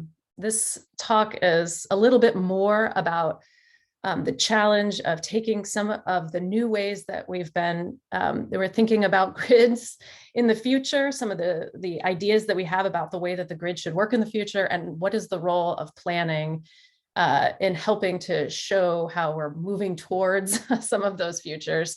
And in particular with a focus on energy equity, but I also want to bring resilience into the conversation because they are inextricably linked, and there are some aspects of thinking about resilient futures that really rely on the equity concepts. So if you don't mind advancing one more slide for me, I appreciate it. So here are the topics that I'd like to talk about today. And of course, I have to give credit to the Department of Energy's Office of Electricity and our partners, Sandia National Laboratories, who contributed quite a bit to a lot of the thinking and the work that was done in this deck. So just an acknowledgement is that, a lot of the planning that's historically been done for thinking about, investments in the grid haven't really been focused on how do we invest more optimally in resilience or equity in any kind of formalized way. Lisa always challenges me to remember that there are some people who've been doing it and are trying to do it, but it's nowhere near as well established and definitely doesn't have the same kind of simulation or standards rigor that other kinds of objectives like cost and reliability do. And so when you start to really think comprehensively about how to develop a more equitable grid within the planning process, you start to realize that there's a lot of implications for technologies. There's a lot of ways in which those technologies, aren't perfectly performing for all of the objectives. There are trade-offs. And there's a lot of new data that you have to think about that aren't just simply performance of the electric grid in terms of its, traditional view of reliability. So what we want to talk about a little bit is how we've been trying to get more comprehensive perspective on how one can plan for a more equitable and resilient grid, and also just recognizing that that's not the only objective of planning. We also care about cost and reliability and decarbonization. And all of these objectives are meant to be organized under one roof, one planning structure. So how do you start to get at that multi-objective decision-making? And I really appreciated Tim's comment just now that there are a lot of different ways that we see that happening. And sometimes I think he said, you just scratch your head and make the best decision you can. And so hopefully in this presentation, we'll get at some of the ways that we envision being able to put some really good insights and information and more rigor in that process so that it's a little bit clearer what you're trading off, how to make a more optimal decision, or how to think about these objectives in a way that leads you somewhere more deliberative. So if you move to the next slide, thank you. What I was just mentioning there is this slide just really tries to put a pin on decarbonization, resilience, and energy equity. We see these as really powerful policy drivers. All three of these are articulated in guiding legislation and other directives to planners. And by planning, we don't just literally mean an IRP, we mean all of the stages of grid planning that are out there. There's a new impetus to figure out how those planning paradigms lead to a decarbonized grid, and they're not necessarily designed for that, nor are the tools that help you plan designed to do that. And so there tends to be this kind of reliance on the ways that we may have historically done it as a reasonable proximity for the future. So cost is the way that we've historically thought about equity in a lot of ways. To what degree are these investments implicating costs for customers, and how do we make sure that the most vulnerable customers aren't facing unreasonable costs for electric service? But in this presentation, we're going to talk a little bit more about other ways to think about interactions between grid investments and equitable outcomes that go beyond affordability. So our point here really is just to say, and this is kind of the premise for the rest of the presentation, that these are objectives for the grid, similar to reliability and cost, and that they are not yet well integrated and don't capture the same level of rigor. And so a lot of this is imagination, and I'll do my best as we go through to point out some areas where I see disagreement. And I would love feedback from this group on where you feel like the better process or concept lies. Next slide, please. I know we've all had some very recent education about energy equity and the energy justice tenets. I'm sure a lot of us are aware of this, but the point here is to, again, say that there's a lot of ways in which we've already been doing a lot of good work around energy equity in the processes we have. We do care a lot about our customers and protecting them from unfair costs. But this is saying this is an important architecture for how we think about it going forward. So we can start to give ourselves some perspective on a comprehensive picture of where we have been making advances, such as in procedural justice, and thinking about, do we have all of the right stakeholders at the table? Are we offering some kind of payment structure for interveners, or distributive justice? You know, how are the costs outlaying? But when you start to really dig into it as a totally functioning concept of energy equity, you start to come up with a lot of other information and a lot of other ways to measure. In particular, I just want to focus on, for PNNL, we've been mostly focusing on the distributive element because we feel like that's a place where there's more value for the laboratories to provide rigor and to provide quantitative ideas and insights, so that not everyone who may have more or less data or more or less information about the social effects of some of their decision-making can make better, more informed decisions. And in particular, this goes to less to the energy burden. There are a lot of great tools out there that look at energy burden proportional to household income.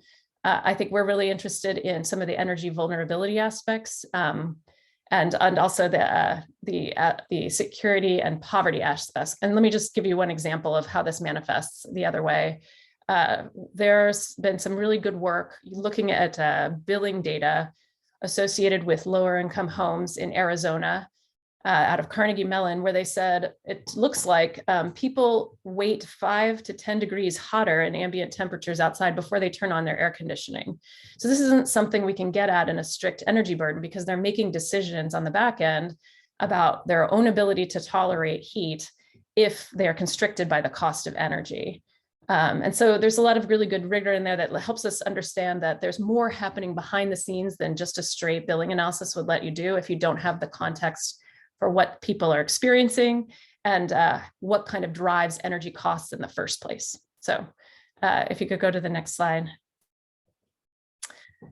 When we engage with utilities, there's some specific insights for us that came out of where there's sort of more or less understanding and where there's more or less need for more support. This was important for us to shape the work that we've been doing. So in particular, we had a focus on distribution system planning at the outset, just because the nexus with customers is so tight. You can have a better view on how do individual neighborhoods, maybe you can look at it at a neighborhood scale, at a feeder scale, you can start to get that level of resolution between social impacts and grid performance at that closer point. Whereas something like transmission planning presents a lot of challenges to integrate local information with decisions that really are distant or difficult to compare.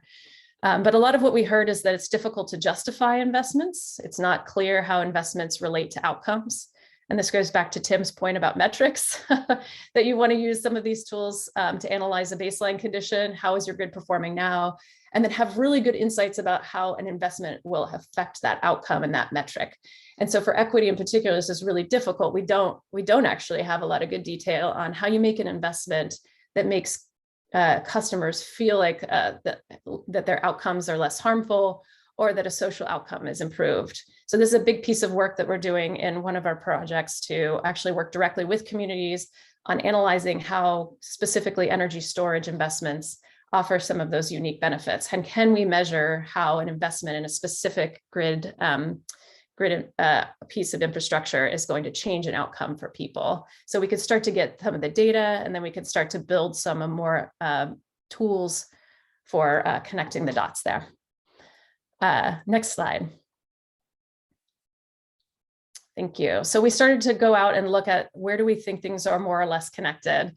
And Lisa's given me some good examples that had us look a little harder at the distribution system planning one. And I'm sure that we can argue a lot about it, but the whole point really is that we were trying to look at what is the difference between something that is really well established and what are sort of the missing pieces that make it easier to do that work.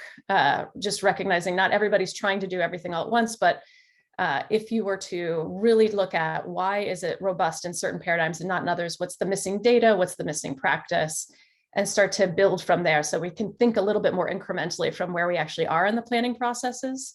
And whether it's a conceptual limitation, whether it's a practice limitation, whether it's a lack of standards, or it's a lack of a policy driver that's really changing whether or not something is working well. So kind of more of a theory of change approach to planning writ large. After we did this robustness assessment, if you could go to the next slide, thank you. We started to look at case studies for individual states. And I know that many of you have done a lot of good work on this. I will say that we have a white paper coming out hopefully next week that starts to articulate sort of what's the state of practice out there among many states. And I'll show a little readout from that. And also with Berkeley, PNNL are going to put together kind of here's everything that's been going on in the last 3 years that we think is remarkable in this space in the regulatory environment. So there'll be a lot more data coming out shortly on a lot of these topics. But what we wanted to highlight is that even the policy drivers aren't really specific about what it is they envision that better grid to be. They tend to still be focused on decarbonization, and please make sure that it's an equitable process. Please make sure that there's no new environmental justice challenges as sort of an additional piece of that. So we don't see a lot of specificity at the highest level. And so the real challenge falls down to the people at the practice level of how do we make this make sense within the process that we have. One practice I'll just put you to is in the state of Washington is that they ended up having flow down metrics to the utility level on with CETA, the Clean Energy Transformation Act. So the individual utilities were responsible to look at their own practices and decide what metrics were most appropriate for them to be balancing against as they did their planning process. And so there's a wide variety, given public and private utilities, a wide variety of utility responses to metrics that they think are appropriate for them to be measured against. And just that exercise alone was a really powerful one in terms of helping people make the connections. Next slide, please. So I'm moving us along left to right here. That's probably obvious to you, but the way that we think about equity and resilience is as an objective, just the same as cost and reliability provide the kind of central tension around a lot of the ways that we manage investments right now, right? So the cheapest system is not the most reliable, and the most reliable system is not the cheapest. And so that you start to see that this tension, once you start adding more and more objectives, it becomes a multi-layered problem, and that there's a new analytical framework that we think is required, as opposed to sort of a question about whether a given siting outcome that's downstream from the planning process creates a new environmental justice challenge. There's more that can be done upstream in the system planning side that's useful. As I mentioned, we're focused first on distribution system planning, just because we think that nexus is really clear and that there's a lot that we've already done that feeds into it well. But I can envision expanding this out. The missing insights on investments to effect is a big deal for us, again, because what are you saying you think you'll get, or what do you think the harms and benefits are to customers locally if you do one thing or another? That kind of chain reaction isn't always perfectly clear. Of course, communities even have different objectives for what they want to see. So even if you did know, I wouldn't say that it's necessarily universally understood. And then finally, this trade-offs and co-optimization. At the end of the day, you have to meet all of the objectives, not just one. And so how you stage objectives in a multi-objective environment, how you consider trade-offs is really vital, and in fact influences how you design your objective in the first place. So this is some of the work that we've been advancing here. So let me give you a flavor for what that actually looks like. So if you could go to the next slide, please. With the energy storage, we had a question from New Jersey BPU where they said, we have a mandate, we need to put this many megawatts on the grid. How do we do it in a way that actually helps people? And how would we know if we did it one way or another? And so this is a place where we reached out and said, okay, well, what is the universe of things that energy storage could potentially unlock for communities? What kinds of benefits might they realize? And storage is great for that, right? Conceptually, it lets you think at a lot of different scales, and it can, kind of be a proxy for improving something in the grid almost anywhere in the grid. So conceptually, it's a really useful tool. Of course, there are a lot of limitations on the technology, and there's a lot of concerns about the supply chain, and the communities make that really clear to us. But it's still really useful in terms of data and connecting the dots between investments and outcomes.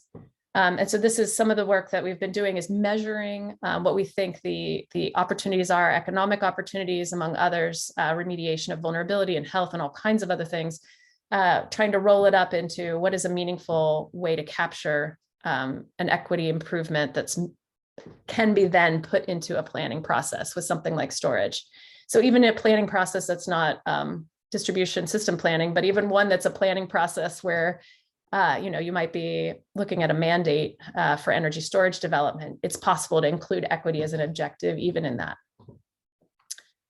Please go ahead to the next slide. Could you scroll through? I'm sorry that this is animated. Thank you.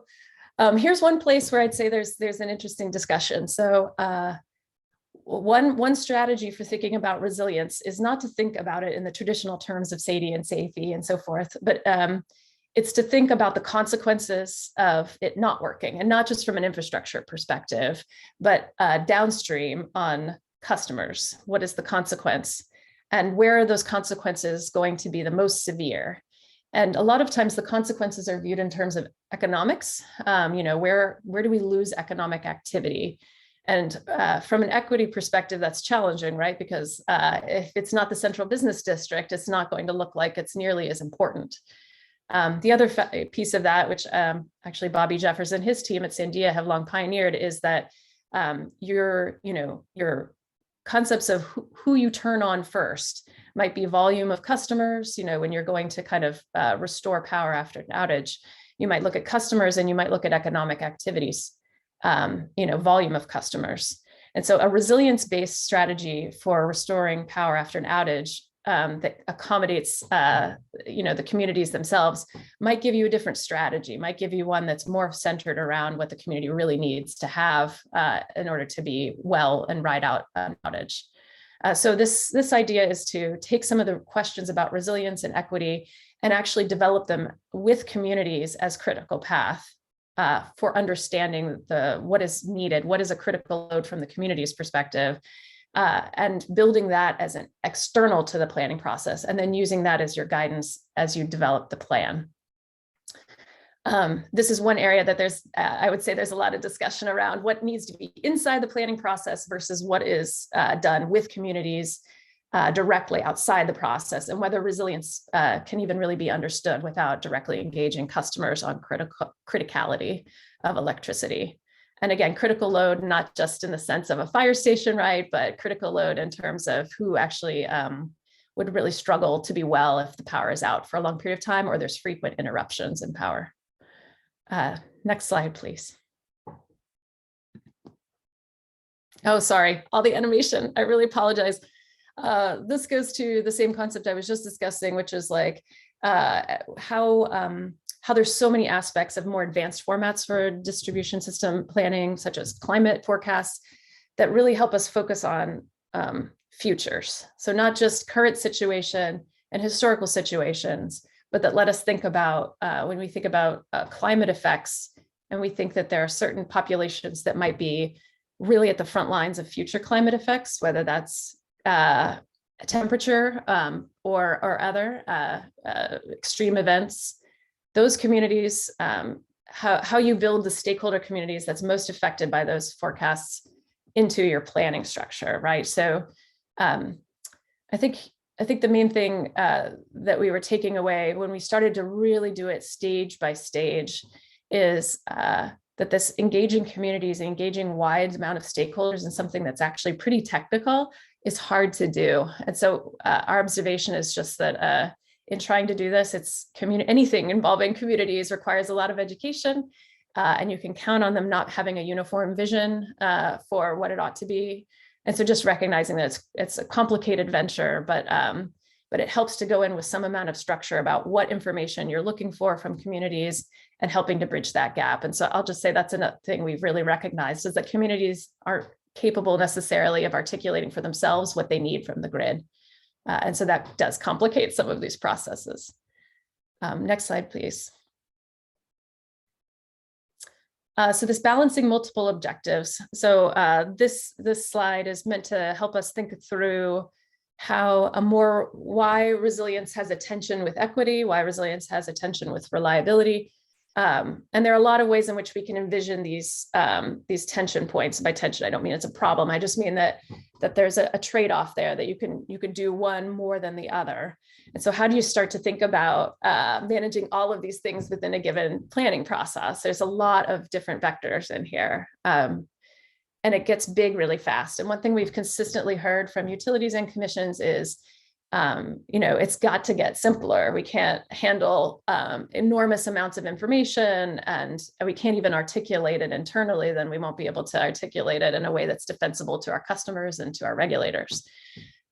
So the way that we've tried to do it is map a lot of this out and then try to build some more experience in the trade-off space, using real data, using synthetic data, to build insights around what we think are material connections, and what we think, given a certain context, what kinds of tools would let people more easily assess what is a problem and what is possible to co-optimize.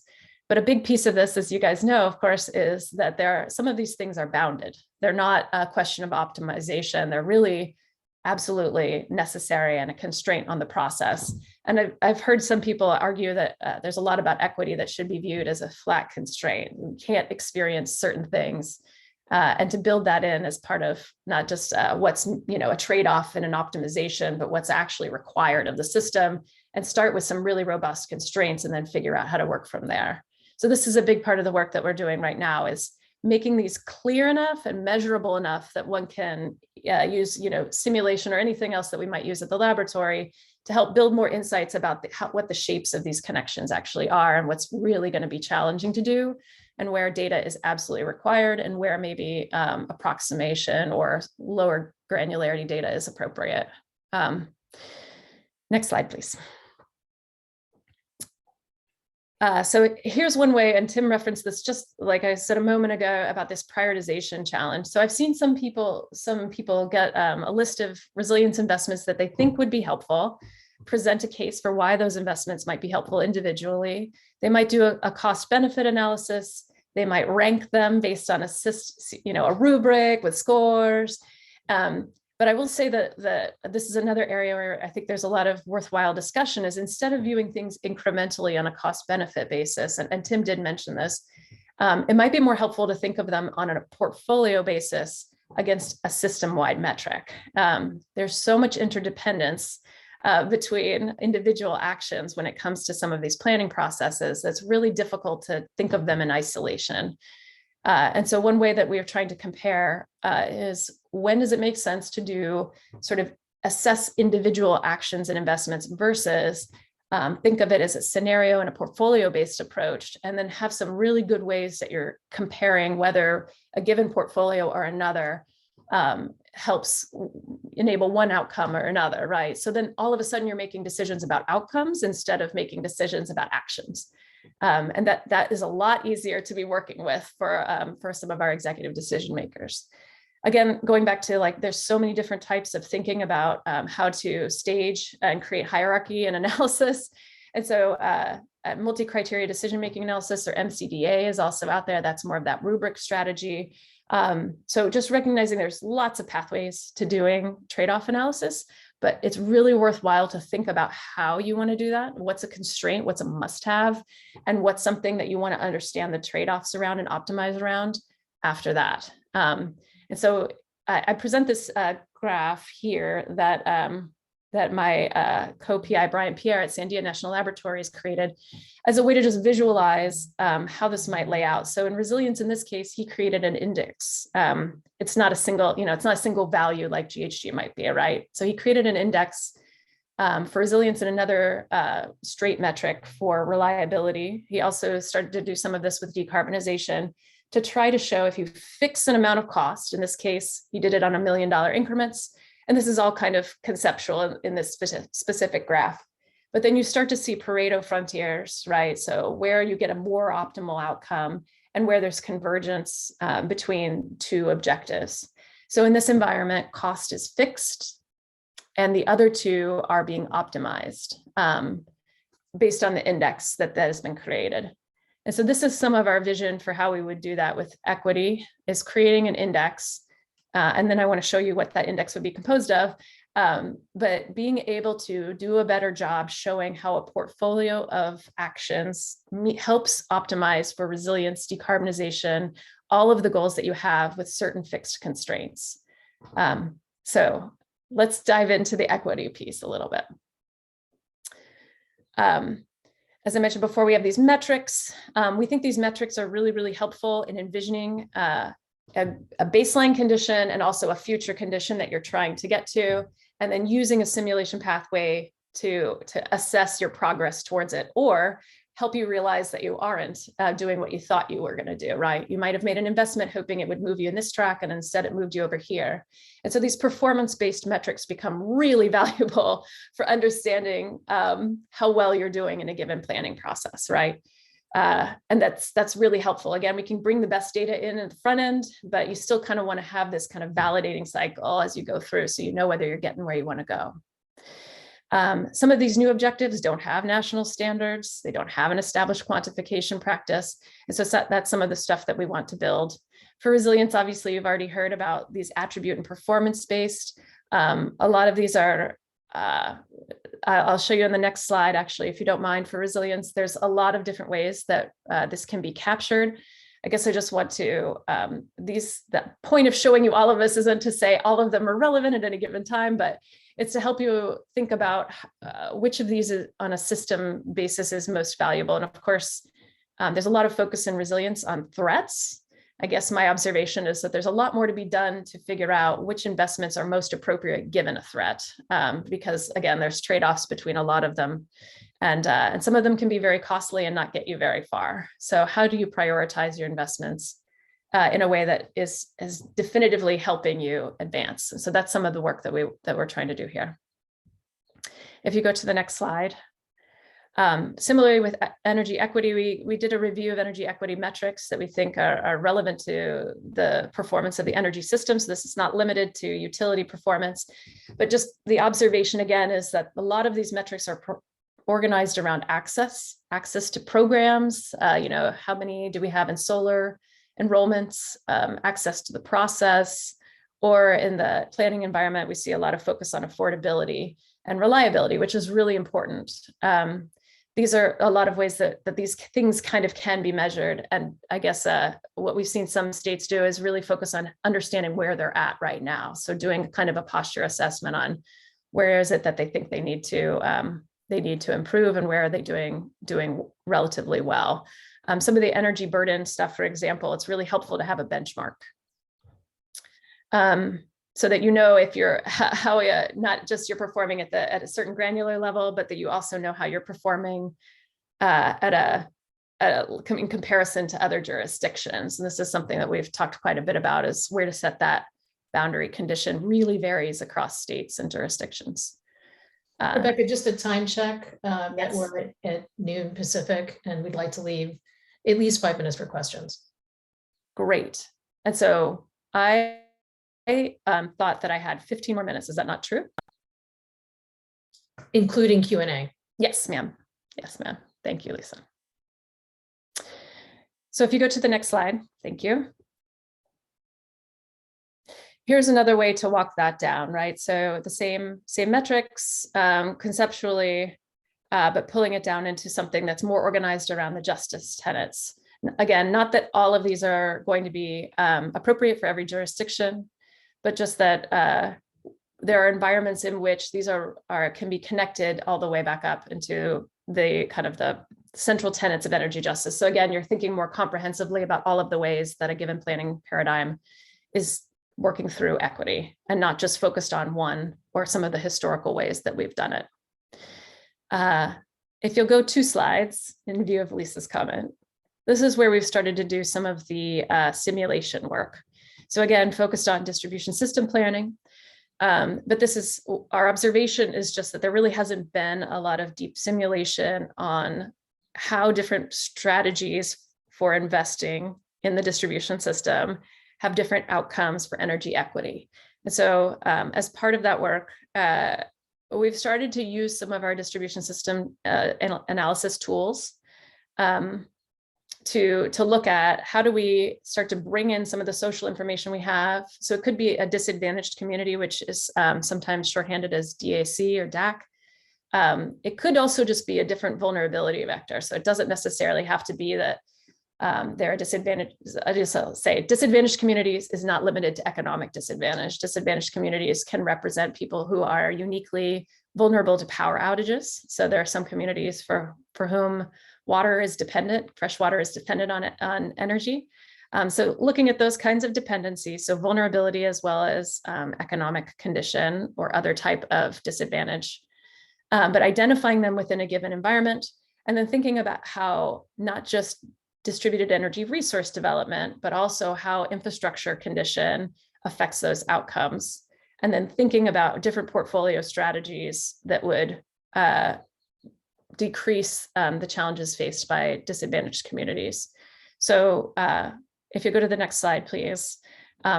You are not meant to follow all of this detail, but the point of it is that this is the work at the laboratories to try to build a simple simulation by doing a complex one first for distribution system analysis. So looking at creating environments, and we have some utility partners, none in the Northeast though. So if you know any good candidates, please let us know. But some utility partners that are helping us kind of go through looking at real data and conditions on the ground to try to figure out if these analyses are useful and how deep they need to go in order to be effective. Again, really mindful that not everybody's going to have all the time to think about all of this, collect all of the information and have it be perfect information. What is the right information?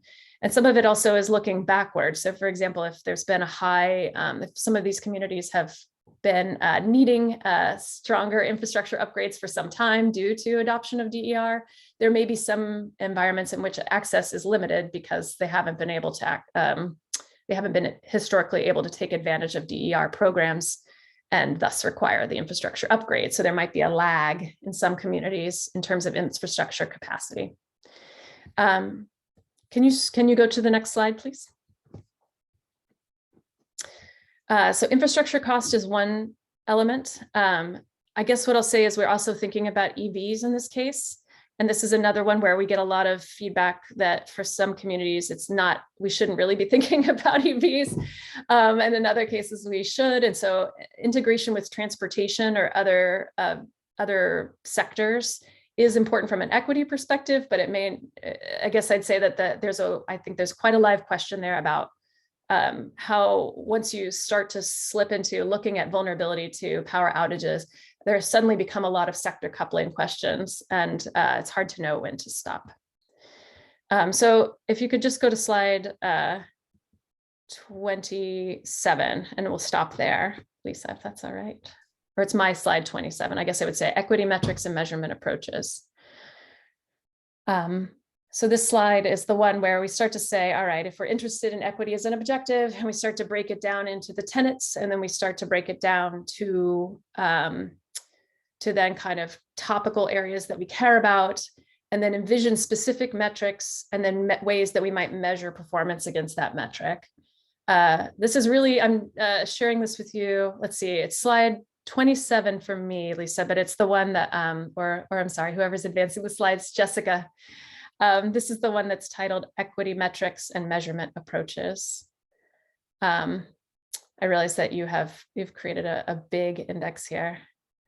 But the point of sharing it with you is really just to help expand imaginations on the kinds of things that are possible to capture and measure, and the kinds of metrics that can be incorporated into a planning process.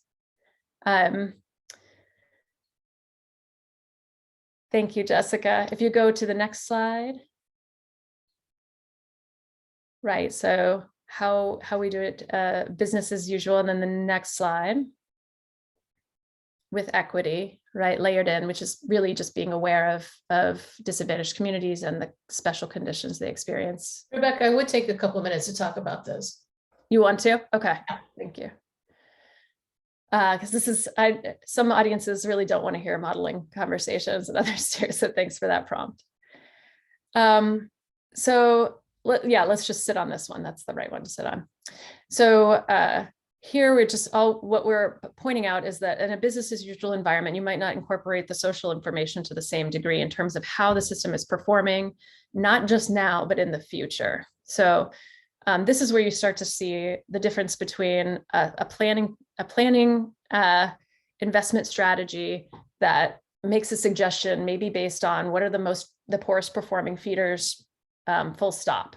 Or it says we want to bring everybody up to a certain level of performance, or it might say, hey, this is our forecast on DER adoption, and so these are the places we really need to make sure that our system can accommodate it. An equity-based review might say, no, actually, what we need to do is make sure that disadvantaged communities don't have barriers to developing resources where the increment, the first adopters of that incremental cost is too high. What we want to do is invest in such a way that those communities not only have a floor, a reasonable floor for performance of the grid, but that they might need it to be a better performing grid than other places that have the capacity to handle outages. You might also say from a DER perspective that you need the infrastructure investment to be there in preparation for what the DACs, what these disadvantaged communities might require, so that it's easier for them to access the system, not equally or harder for them to access the system, because there's been a lag maybe in upgrades in the past because those forecasts in the past didn't show that there's DERs anticipated in those environments. And by that, I'm really just talking about, customer side investments or investments at the community scale. And so this is where taking into account which of your feeders, which of your lines are supporting whom, and the conditions on that far side, and the economic conditions and the specific drives to increase access for those communities can be married up with a distribution system investment. Okay. And I guess our view there is that, sorry, thank you, Jessica, you're being really patient with me, is that this is something that simulation can maybe show in a more literal way and can be incorporated into the simulations that are done for planning, that aren't an enormous leap. They really aren't. They don't have to be impossible to do. They are something you can do, but we'd like to try in the lab setting to sort of make it simpler and clearer what that practice would look like and show how those things can be connected so that it becomes easier in practice. Sorry, Jessica. Yes, if you, perhaps it's an okay time to stop it. I was mindful here, Lisa, with you always encouraging us to make sure everything is readable. I'm sorry, it does look like this is staged. So if you don't mind advancing all the way through, and I'm just going to apologize for that, but yeah.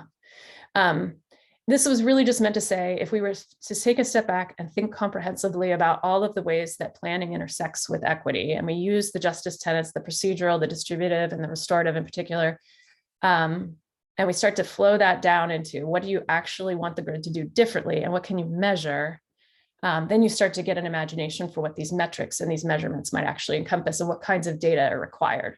So the point of sharing this with you isn't, again, that this is prescriptively correct, but really just to say there's a lot of ways that this information can be built and flow up into a kind of comprehensive approach for considering equity in the planning process. And maybe with that, I'll just conclude and pass it back to Lisa. Thanks, Rebecca. Yeah, I do like to get to questions.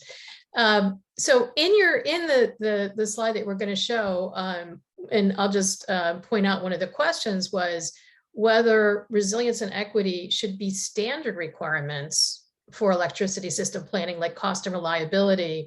And this was a question you sort of teed up for public utility commissions to think about. Well, what do you think about it? I think we would get a radically different result in our planning processes if we thought equity was a requirement. I know I've brainstormed with a lot of people about what exactly would you require, right? I mean, you could require at least to know, right? You could at least say, I need to know what the reliability performance is in these environments. It's really important for us from a justice perspective to understand that and make that information available. Data democracy alone is a really big deal, right? Give people insight into what's normal. It might also be really powerful to say, not only do those communities that are particularly vulnerable and really at customer levels, particularly vulnerable to power outages, that they need to have a higher performing system and that those are appropriate social costs. That's a really big deal. I guess that's a really big policy deal, but I could imagine saying that that's necessary. Another one we've seen is the energy burden metrics, really accommodating who can and cannot afford energy and saying that there's a certain percentage for which that is just unacceptable and that we need to redesign our rates so that those customers cannot feel that kind of pinch. I mean, if it's going to be difficult to do it on an individual basis, but I think there are strategies out there for doing that are definitely show strong care for those who really feel acute challenges to meet their power requirements. And like I mentioned in Arizona, a lot of them are just not using the electricity they need. So they're difficult to identify. We've also seen some rates that are really materially different from folks with medical equipment, where utilities identify them and make sure not only do they not turn the power off, but they offer them unique rates. So there's a lot of strategies out there that you could say that's the floor. But I think it would look really different, back to your point. All right. Related, what are your thoughts on how equity can be incorporated into performance-based rate making or steps toward that? Yeah, great question. Right. So what we were trying to get to at the end there is if the performance of the grid that you're measuring if you're measuring the equity performance of the grid, which I realize sounds like a strange idea, and then you're feeding that back into your planning cycle. This is where I have a feeling, sorry to bring it to energy storage, but this is a great example of how technology solutions that we deploy right now that are really about maximizing grid services or maximizing economic opportunities. If we were to deploy those in a way to solve social challenges and then measure how well we solved those social challenges as part of measuring grid performance, I could really see a great virtuous cycle there of encouraging investment to solve social challenges, to address that critical interdependency with water that we actually see in a lot of remote communities. Power has to be there. That's 3 of the communities that we're working with in our energy storage work, some really rural and some not, where they really need the power to be there. And so this kind of additional skill is valued and is rewarded in the performance-based regulation would just be, I think it's very possible to do when you start to look at some of those critical vulnerabilities. I'm glad you did take some time to talk about the hosting capacity issue, which is a big deal. We produced a report, shameless plug, Berkeley Lab, on advancing equity and utility regulation in December. And several of all of the authors pointed toward the importance of not just energy efficiency, but storage and other distributed energy resources, solar PV for disadvantaged communities, energy burdened communities. So the first thing I think public utility commissions would balk at would be like, hey, the cost causer pays. So how do you sort of get around that now, especially now that a lot of states have pretty broad requirements and goals for equity, or at least specific requirements on certain commission processes? I feel like you and I could talk about that one for a long time, Lisa. Take you up on that. Yeah, like the who pays question is a good one, right? And I mean, and how you link local benefits to socialized costs. And we see this with storage actually quite a lot, because there's a lot about storage, especially actually a great example in Nantucket, the study that we did in Nantucket, where basically we used energy storage to avoid the cost of a transmission asset. But of course, the beneficiaries of that locally are, in improved reliability are the people who live in Nantucket. The avoidance of costs on the transmission system accrues to one set of customers, right? And so how you decide where those costs go that's equitable, even in that zone, is tricky. So when you also layer in the equity question, I guess there's a sense, I'll say, among equity advocates, and I know you've worked with a lot of them too, that they've historically borne the costs. And so perhaps with a more like a more historical perspective in mind, it isn't about who pays in the moment, but who's paid for decades, and what you want your future grid to look like. So that was a good start, Rebecca. I appreciate that. I'm going to ask you a question that came in at the very end of Tim's presentation, so he wasn't able to address it. It was about the role of probabilistic risk assessment. And I'm going to turn that to you, because you did talk about Monte Carlo simulation, and just in the context of your project.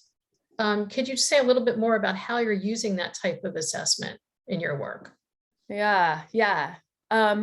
Okay, so the reason we have Monte Carlo in the simulation is because there's so much variety when you're talking about behavior and customer interactions and options, right? There's so much that becomes really uncontrolled. And so you have to look at huge amounts of information and make sense of that in a simulated environment in order to start to understand where the connections actually are. I've seen just shifting to specifically probabilistic risk. I've seen that used in resilience really effectively. And the reason is that a lot of times in resilience, we talk about, I think I was just talking to somebody yesterday, it was like, well, when the big one strikes, it's all down anyway, what's the point? And so the idea is, can we look at something between the big one and what we might perceive of as kind of standard threats? And this is where probabilistic risk really helps you, because it starts to say, all right, well, if we start to look at shades of events, like an earthquake event in Northwest, for example, that we always obsess over, we can actually say, well, under what seismic conditions will certain substations go offline, and how important are those? And then you start to get to that Pareto frontier again, where you say, all right, if I want to spend this much money and I want to defray my risk maximally, given what's probably going to happen under this scenario, then you start to see an optimization curve that helps you make a better decision. At the end of the day, somebody's going to have to decide how much money it's really worth, and that's not going to be the lab. But what we like to do is create this optimization so you can at least get the insight about, well, what am I trading off by choosing one thing or another? So probabilistic risk is really helpful in resilience assessments as well. All right, thanks so much, Rebecca. I really appreciate your presentation and your responses. And our final presentation today, also from Pacific Northwest National Laboratory, is Dan Boff. He'll be talking about cost allocation for the things that help states meet their energy goals. Dan? Yeah, thanks, Lisa. So, and thanks to all of you still sticking with us through this. I think some of the questions that were teed up on at the end there really make a great sort of transition to a discussion of cost allocation, with sort of the goal and sort of underlying principles of this presentation being really what are the tools that we can use to think more critically about who pays for what in the utility system. There are traditional ways of doing that, and sort of maybe some of them are becoming obsolete. And we need to think about new ways to determine who's responsible and who pays for sort of all of these things that we're going to be investing in as we continue to modernize the grid. So if we could have the next slide, please. So sort of in pursuit of that idea, we assumed a lot of you on the line here are probably familiar with cost allocation, at least in its basic forms, right? We need this much money, and we find a way to sort of show who within our sort of rate base pays for this.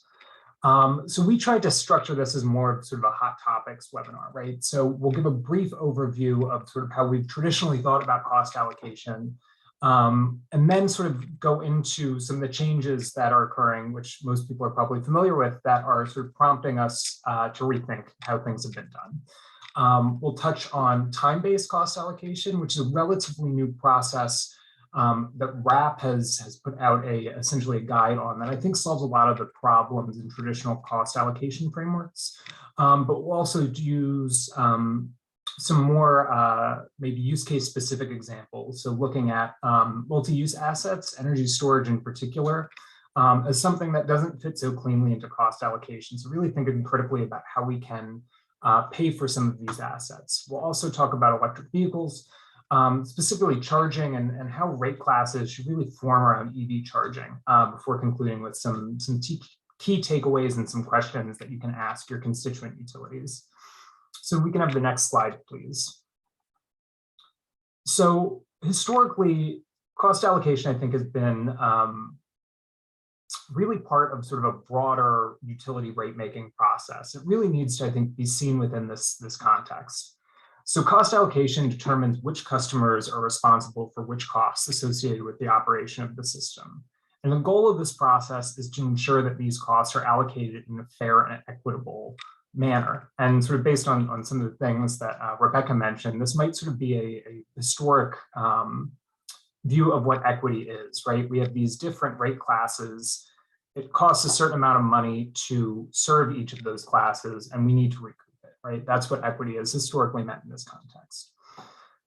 It's one part of sort of a much broader process, though. It occurs sort of after a cost of service study, which is going to determine what the utility's revenue requirement is, sort of the primary input of the cost allocation study. And it'll also be performed typically before a rate design study, which determines what and how customers are charged. So it really sort of sits in the middle and works in conjunction with these two other surveys. So together, all three of these components are going to work to ensure that customers are treated fairly and utilities receive enough revenue to reliably operate the system. And really, when we think about cost allocation, it's important to keep in mind that it's just one piece of the puzzle, right? A lot of the grid modernization activities we've been talking about will occur on the cost of service portion of the framework. A lot of issues with equity and cross-subsidization will be addressed through rate design. So really keeping all of those things in mind, thinking about the proper roles for each of these different components of the analysis is really, I think, critical as we walk through this process. So if we could have the next slide, please. So traditionally, and for a really long time, the process that we used to allocate costs was sort of based on a manual that NARUC put out in the early 90s. This was the Electric Utility Cost Allocation Manual. And what it really did was it walked utilities and their regulators basically through a four-step process, right? So you would decide on an embedded or marginal cost allocation process, probably an embedded process just for simplicity's sake. That would determine our overall revenue requirement. We would take that revenue and we would assign it to different utility functions, generally generation, transmission, distribution, and then sort of a fourth nebulous administrative general category. Those costs would then be classified really based on sort of our underlying rate structure, right? So we would take costs and assign them to as being demand related, energy related, or customer related, sort of Even though sort of residential customers didn't have this bill, it was generally designed to be around sort of the tripartite energy bill. And then from there, they would flow down to customer classes. And in the early 90s, this made a lot of sense, right? We were generally operating fossil fuel plants. So it was very easy to say sort of, okay, our fuel costs, they are going in our energy related bucket. All of our sort of plant infrastructure is going in the demand related bucket. Very clear and easy to distribute. We also didn't have the same sort of analytical heft that we have now, right? A lot of people were still in the early 90s doing this sort of by hand with a calculator, maybe in Microsoft Excel. We didn't have a lot of insight into what customer load patterns looked like. We really only had, especially for residential customers, sort of aggregate monthly usage patterns. We couldn't dive down into sort of more detailed or nuanced understandings of how our customers are using electricity. So it's something that really made sense for the time, but may be becoming obsolete. So if we move to the next slide, please.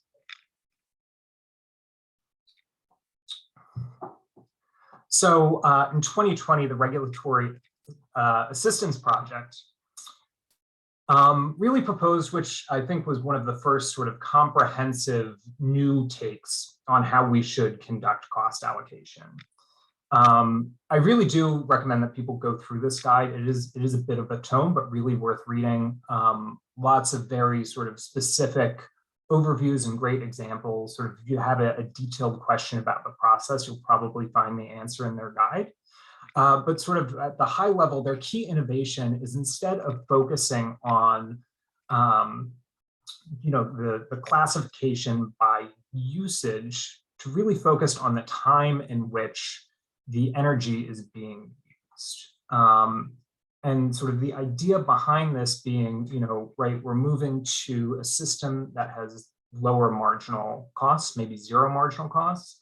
We have generators that vary sort of not based on sort of underlying engineering per se or sort of fuel costs. They vary based on time of day and seasonality. And we also have customer demand that varies based on the time of day and seasonality. So this really works to integrate some of these changes together.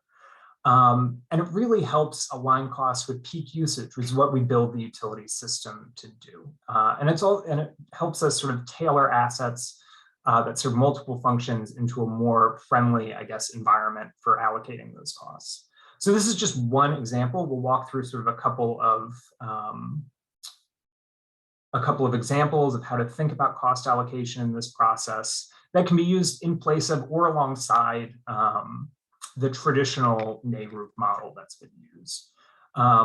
This isn't sort of this is sort of one useful analytical tool. It can be used in place of or alongside the other tools that we have as well. So if we go to the next slide. So this simple example really shows sort of the most basic case of cost allocation.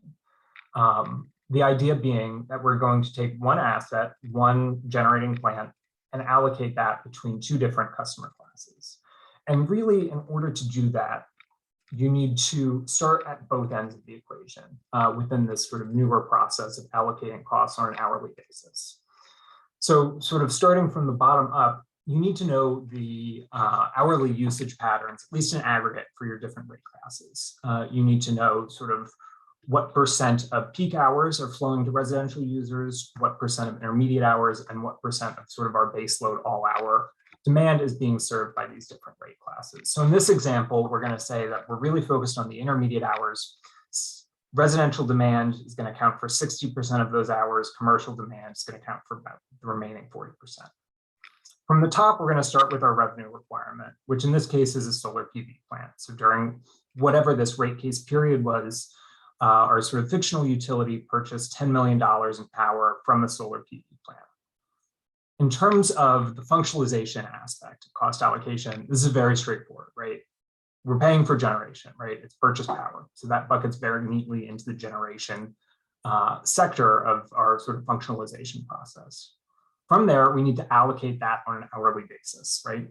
Solar PV plants, there are geographic variations in how they produce power, but generally in almost all scenarios, they're really going to be sort of on the shoulder period, right? So it's unlikely, at least in sort of net terms, that they'll be really contributing to the peak.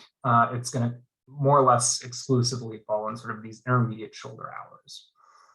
Once we pass that through, it's just sort of the relatively simple process of allocating it based on our residential and commercial demand processes, right? So we'll just take 60% of that cost, allocate that to our residential bucket, take the remaining $4 million in costs, allocate that to their commercial customers. This would then sort of be the handoff for the rate design study, sort of saying, okay, we're going to develop our rates to reimburse the utility for $6 million from the customer classes over the next period, $4 million from the commercial. So that's what we need to build to in terms of our rate design. So again, this is a really simple example, really just sort of designed to show the basic flow of the system and sort of a basic develop a basic understanding of what this framework does for us. But if we go to the next slide, we can maybe take a look at a more realistic example. So first, we're going to start off with our revenue requirement. In this case, it's $100 million in revenue. And it's going to, this time, serve different functions. So we'll have generating assets, transmission assets, and distribution assets. And if we advance, we'll basically see that in this fictional utility, about 50% of the requirement is stemming from power plants, so generation-based costs. A remaining 25% each is flowing to transmission and distribution costs. So transmission lines, distribution poles, towers, substations, those sorts of things. The next step is to integrate these into an hourly basis, which we have here. So we need to look at sort of what our load profile and our demand profiles look in a given period for generation especially. So if we look at our cost stack, we'll see that about 50% of our power plant costs are stemming from essentially our base load. So we'll assign 50% or 25 million of that $50 million to the all hours component of the hourly allocation process. We'll find that sort of the remaining 50% is split evenly between peak and intermediate costs. So 25%, 12.5 million is going to sort of that shoulder period. These are typical solar wind plants. And then another 12.5 million will be going to peak hours. So these are natural gas peakers or energy storage facilities. Transmission and distribution have a similar story. So within both of these classes, we'll be allocating about 50% to peak and 50% to all hour. For transmission, all hour infrastructure is typically going to be the just sort of standard transmission facilities that are used to get the power from its sort of remote centralized position to the substation. More of the sort of peak hour build is going to be things like transmission lines that we build to alleviate differentials between location-based marginal prices. If we find that there's sort of a need for additional power flow between nodes in the system, which can alleviate price overall, but results in additional transmission cost. Distribution is much the same story, right? A lot of the lines, a lot of the poles that we're building are just there to serve customers at all hours of the day. Some additional substation costs may be incurred, for hours of very high demand at sort of the feeder level or substation level. So from this point, we have our costs allocated into our hourly framework. We result in sort of a peak hours bill of 37.5 million, an intermediate hours bill of 12.5, and an all hours bill of $50 million. We then have to allocate that to the customer classes that we have. So if we advance, sorry, one too far, there we go, perfect. So here we'll sort of see how this plays out between residential and commercial cost allocation. So with our customers, we're going to assume that demand differs based on time of day for each customer class, which is probably the case for most utilities. So for the residential class, we're going to assume that they account for 40% of peak demand, 60% of intermediate demand, and 50% of all hour demand. Commercial is going to be the exact inverse of that. So 60% of peak, 40% of intermediate, and 50% of all hours. So we allocate that appropriately, $15 million from the peak bucket for residential, 7.5 from intermediate, and then 25 from all hours. Commercial, much the same, 22.5 from peak, 5 from intermediate, 25 from all hours. And that gets us our net goal or revenue requirement by customer class. So if we advance. So I'll just say that, that was a very simplified process, right? We had very discrete uses for the infrastructure that we were building into our revenue requirement. Our assets were simple, right? We had basic power plants, we had distribution and transmission lines and some associated assets there. But there are a lot of assets that don't sort of fit neatly into a bucket, right? We know that a natural gas peaker is more or less exclusively generation, transmission line, more or less exclusively transmission. Energy storage and some other assets, particularly smart meters and potentially electric vehicles, really can serve multiple uses. Energy storage can serve energy-related processes, demand-related, consumer-related, can serve as a transmission asset, it can serve as a distribution asset, and it can serve as an energy asset.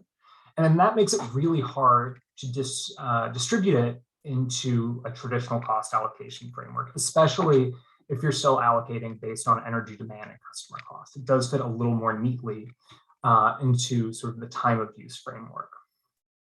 So when we think about cost allocation, really it depends on how the asset will be used and how we'll benefit from the asset. And the way that we're going to do that is allocate the cost or the benefits proportionally by the predicted uses of the assets. So this requires some more technical heft and analytical power than sort of the simple bucketing approach that we used before, because we need to account both for sort of the traditional and maybe expected outputs of the project, which in this scenario is going to be arbitrage and maybe some upgrade deferrals.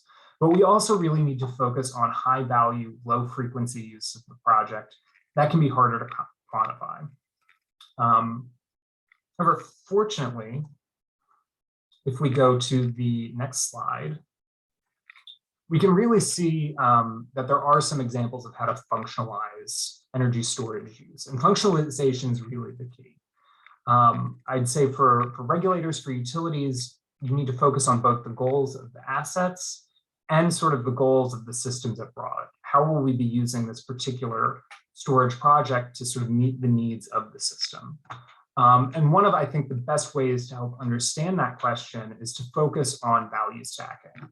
And a lot of folks in industry, academia have sort of provided some background on value stacking, some taxonomies, PNNL, which is the one presented here. We've done this, but other folks like the Rocky Mountain Institute have also done a good job of showing how value stacks across different use cases for energy storage. And really what a value stacking exercise would ask an analyst to consider this broad group of benefits ranging from capacity to arbitrage, frequency response, transmission, distribution benefits, and eventually benefits to the end customer. It would ask us to at least provide a cursory quantification of those, really based on how we expect the storage asset to perform. And generally, we would do this by simulating the actual use of the asset with either real historical data or sort of the data that we expect it to use.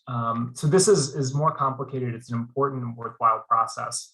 But really, you need to focus on either sort of the expected value in terms of captured revenue for things like arbitrage, avoided cost for things like transmission deferrals, and really functionalize them into a single value stack for an energy storage asset. Really demonstrating to what extent that the energy storage system will be used. But once that's done, and if we go to the next slide, we'll see that this sort of functionalization process does make allocation much, much easier. It's sort of tedious to get there, but once we do, it makes it much more straightforward to allocate sort of these multi-use assets. So if we advanced, we'll see that we're going to take the example of allocating an energy storage project that's costing us $1.2 million in our analysis period. And if we go through the value stacking process, this maybe is not sort of the most likely scenario, but we found that the project is going to produce benefits almost exactly proportionally between 6 different categories. So we're going to get some benefit from capacity, from arbitrage, from ancillary services, from deferring transmission and distribution infrastructure, as well as for relieving congestion on the network. Once we've effectively functionalized the services that the project's going to provide, it becomes much easier to sort of bucket into our traditional cost allocation categories, right? So if we advance,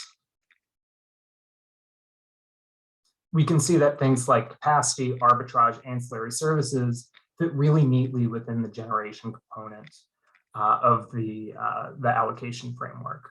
Transmission and distribution deferrals, respectively, fit very neatly into our existing framework. Congestion relief can be a little bit more complicated. We have to functionalize that as to what portion of the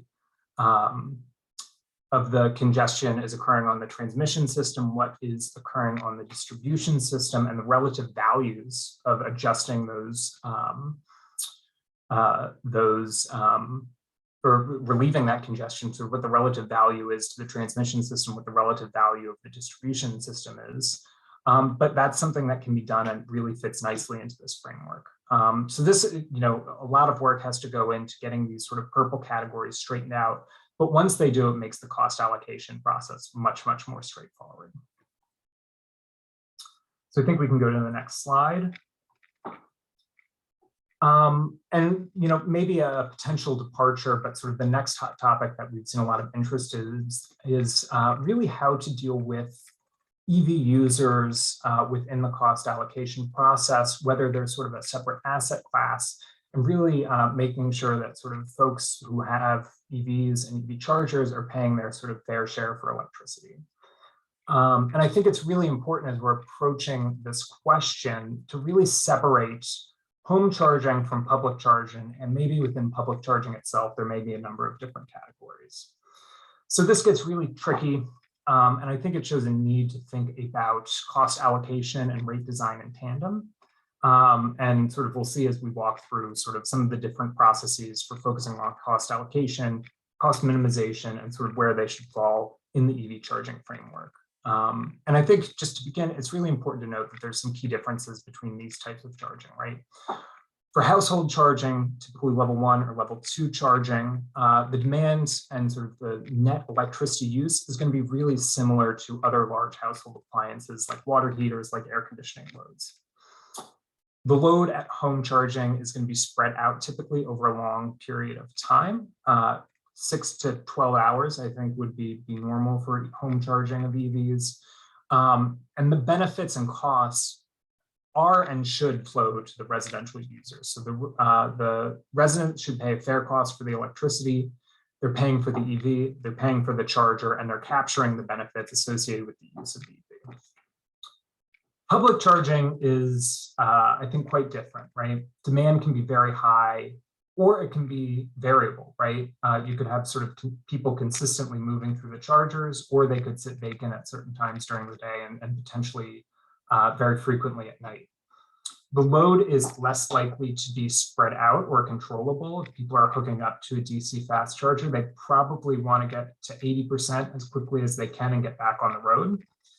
The costs are usually going to be incurred by a commercial entity, but the benefits are going to accrue to commercial customers and EV end users. Commercial entities can both pay for the charger and they're going to pay for the electricity costs, so they're likely going to be passing those through. The benefits come to the commercial customer in terms of the profits that they get on the sale, but they also flow to the EV end users for being able to charge their cars. So it's a little bit of a different benefit framework than the home charging system presents. So if we go to the next slide.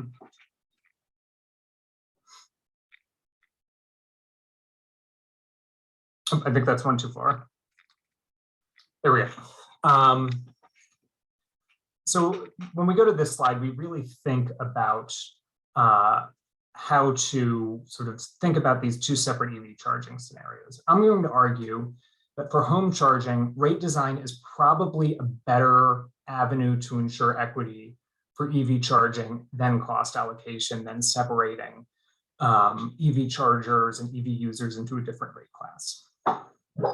So one reason for that is that EV chargers use less power than standard appliances like an electric water heater, slightly more than an air conditioner. And it's not typical to sort of separate people with gas water heaters and electric water heaters into different rate classes. So keeping that consistent while separating out EV users would sort of be inequitable in that sense, right? There are people who are potentially having a bigger net impact to the system who are not being isolated based on their usage. We also know that managed charging and time-based pricing can really minimize the overall impacts to the grid that home charging can have. And this chart on the right here from Street Energy really sort of presents an interesting case on how costs can get passed through to the end-use EV chargers. And they range wildly depending on the time, right? If you're charging at peak, it's going to radically increase costs. If you are charging at off-peak, you can actually decrease system costs in a lot of scenarios. So really, I think utilities should be looking to sort of these managed or time-based charging programs to manage the impacts from home EV charging. Public fast chargers are a lot less straightforward. Some fast chargers are sited with commercial and industrial customers. So this is sort of the Electrify America. We're going to site a charger at every Walmart in the country. This might not be that different than other commercial loads, right? Is Walmart with an EV charger that different than sort of the bigger Costco down the street without EV chargers, right? And that's something that we really need to turn to our smart meter analysis to answer. You need to deal with it on a case-by-case basis to really understand what these patterns look like and if they differ from a lot of the other commercial loads in your system. As a personal example, I live near Union Station, Washington, DC. They just installed 2 fast chargers. I don't think those 2 fast chargers are making a meaningful difference in their electricity consumption. It's the 2nd largest train station in the country. It has a number of stores. It's charging, it's providing power to trains, right, at the same time, and air conditioning, all these sorts of tremendous loads. 2 EV chargers really isn't going to move the needle there. On sort of a smaller commercial load in sort of a different area, it might. So really keeping that analysis in mind is important. On the other hand, really dedicated public chargers that are sort of isolated loads, sort of more like a gas station model, might warrant the creation of a separate customer class. Like that, I could see looking something more like street lighting, right? They're there to provide a public service. We're going to separate these out. There's no other coincident load. In my mind, sort of the creation of a separate customer class is sort of much more warranted in that scenario. So I think with that, we can advance to the next slide. And in terms of some questions that utility commissioners can ask, we know that these issues are going to become a lot more common, and really there's a need to address them proactively in the cost allocation process. So with that, I really say, ask about how cost allocations incurred. Are we basing them on the cause of cost or the benefit of cost? We need to understand if there's a difference between the two, and then most often sort of make a judgment call about what the best way to approach that is. Are we still allocating these costs based on demand or energy, or do we need a new approach like the time-based one proposed by RAP? If a utility is proposing a new rate class, we need to think about whether those classes are large and distinct, or if it's only creating a class that will impact a few customers that is potentially smaller than some of these other subgroups that may have a bigger impact to the grid and to grid equity. Finally, we need to think about our objectives, right? What objectives can and should be accomplished through the cost allocation process? There may be a lot of them, but there also may be a lot that are better left to the rate making or system planning process, like the case of home EV charging. And then finally, we need to think about using as much data as we have our hands on. So really understand how smart meter data is being used to understand customer load patterns, and really focus on using this data to attribute causation and benefits within unique customer classes. I think with that, we can turn to Q&A. All right, thanks, Dan. So we do have a question. Can you discuss the mechanisms of tracking, reporting, and verifying time-based usage and performance of distribution assets to implement time-based rate design? And what are the costs of all this verification? Yeah, So, I mean, I think a tremendous amount is going to occur through smart meters, right? In terms of both through the demand response angle, if you have on-site generation, solar PV, rooftop PV, distributed batteries. And I think that is going to be in line with sort of the other, AMI advanced metering costs that are occurring on your system. Sort of the costs associated with that stuff doesn't concern me as much as the idea that a lot of people have these things and sort of they're not using their data to understand their customers. So I'd sort of say most places have moved on to smart metering at this point. A lot of those costs are probably already embedded, and really focusing on sort of using the things that we have in order to perform those analyses. And do you think utility systems are really ready to sort of collect that data in useful intervals and analyze it in appropriate time intervals? It depends, right? I think some are and some probably are pretty far off, right? In places like California and Hawaii, right? If they're not doing this, they're going to have a lot more problems, right? So, they're ready because they've had to be. But I think, there are a lot of analysis firms. The utilities themselves probably have,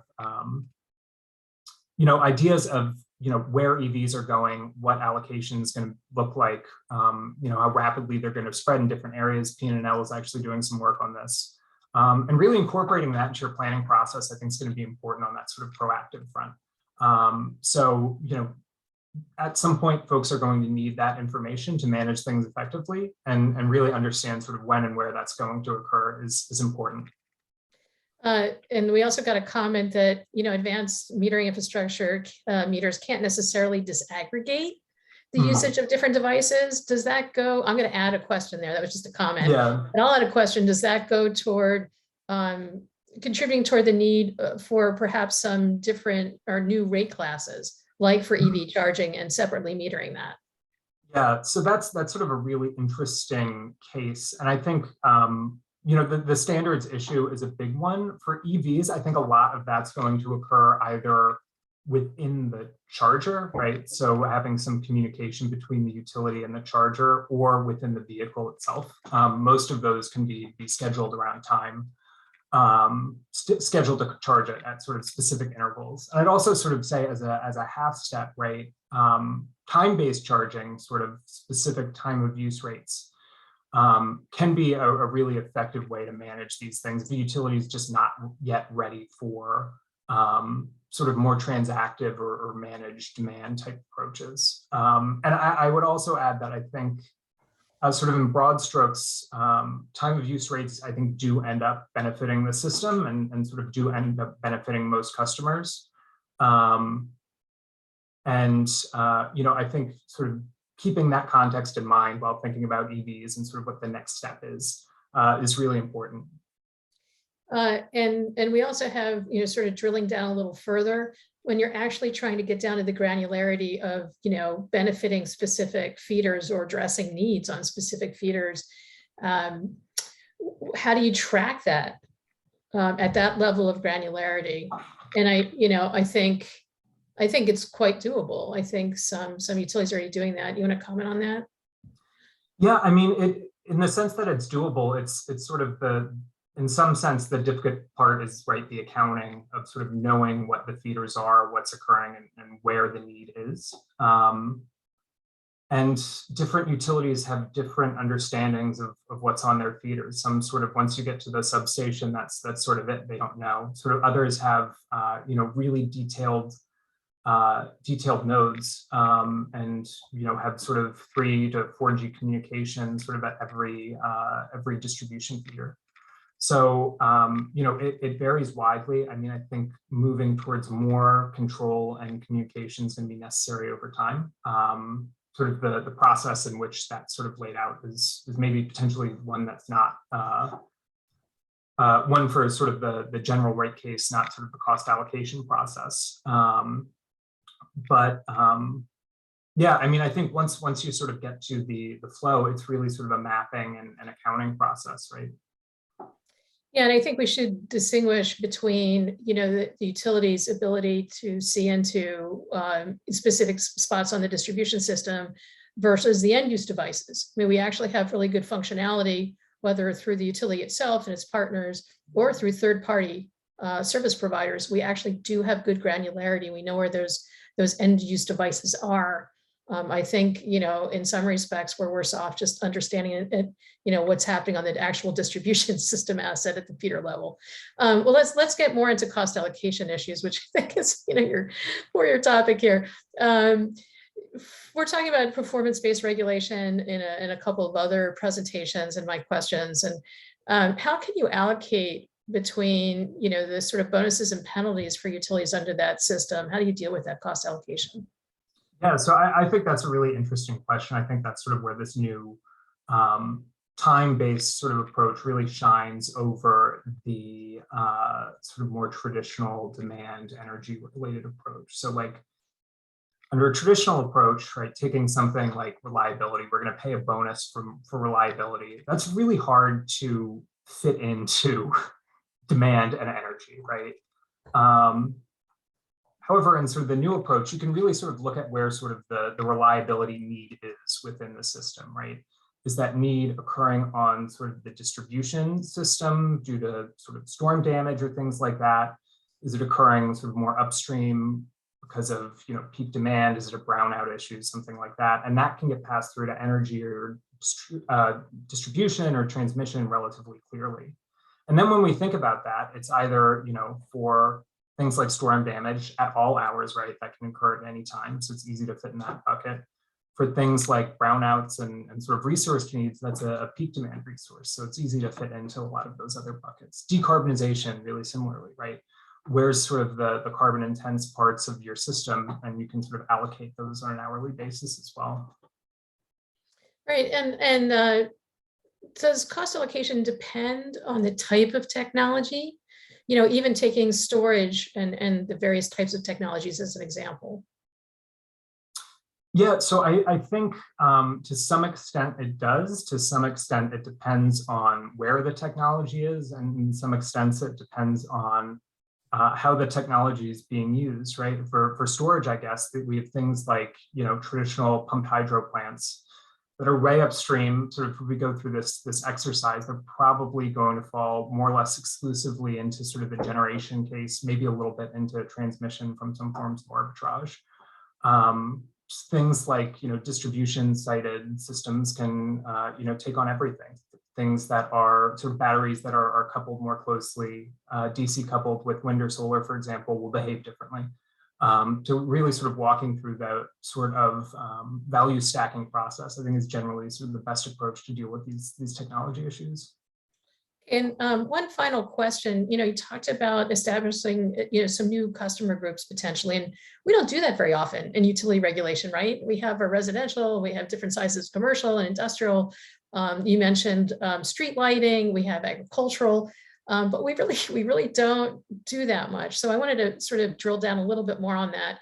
What are your thoughts about a threshold or indicator that it might be right to have a new customer group in its own customer class?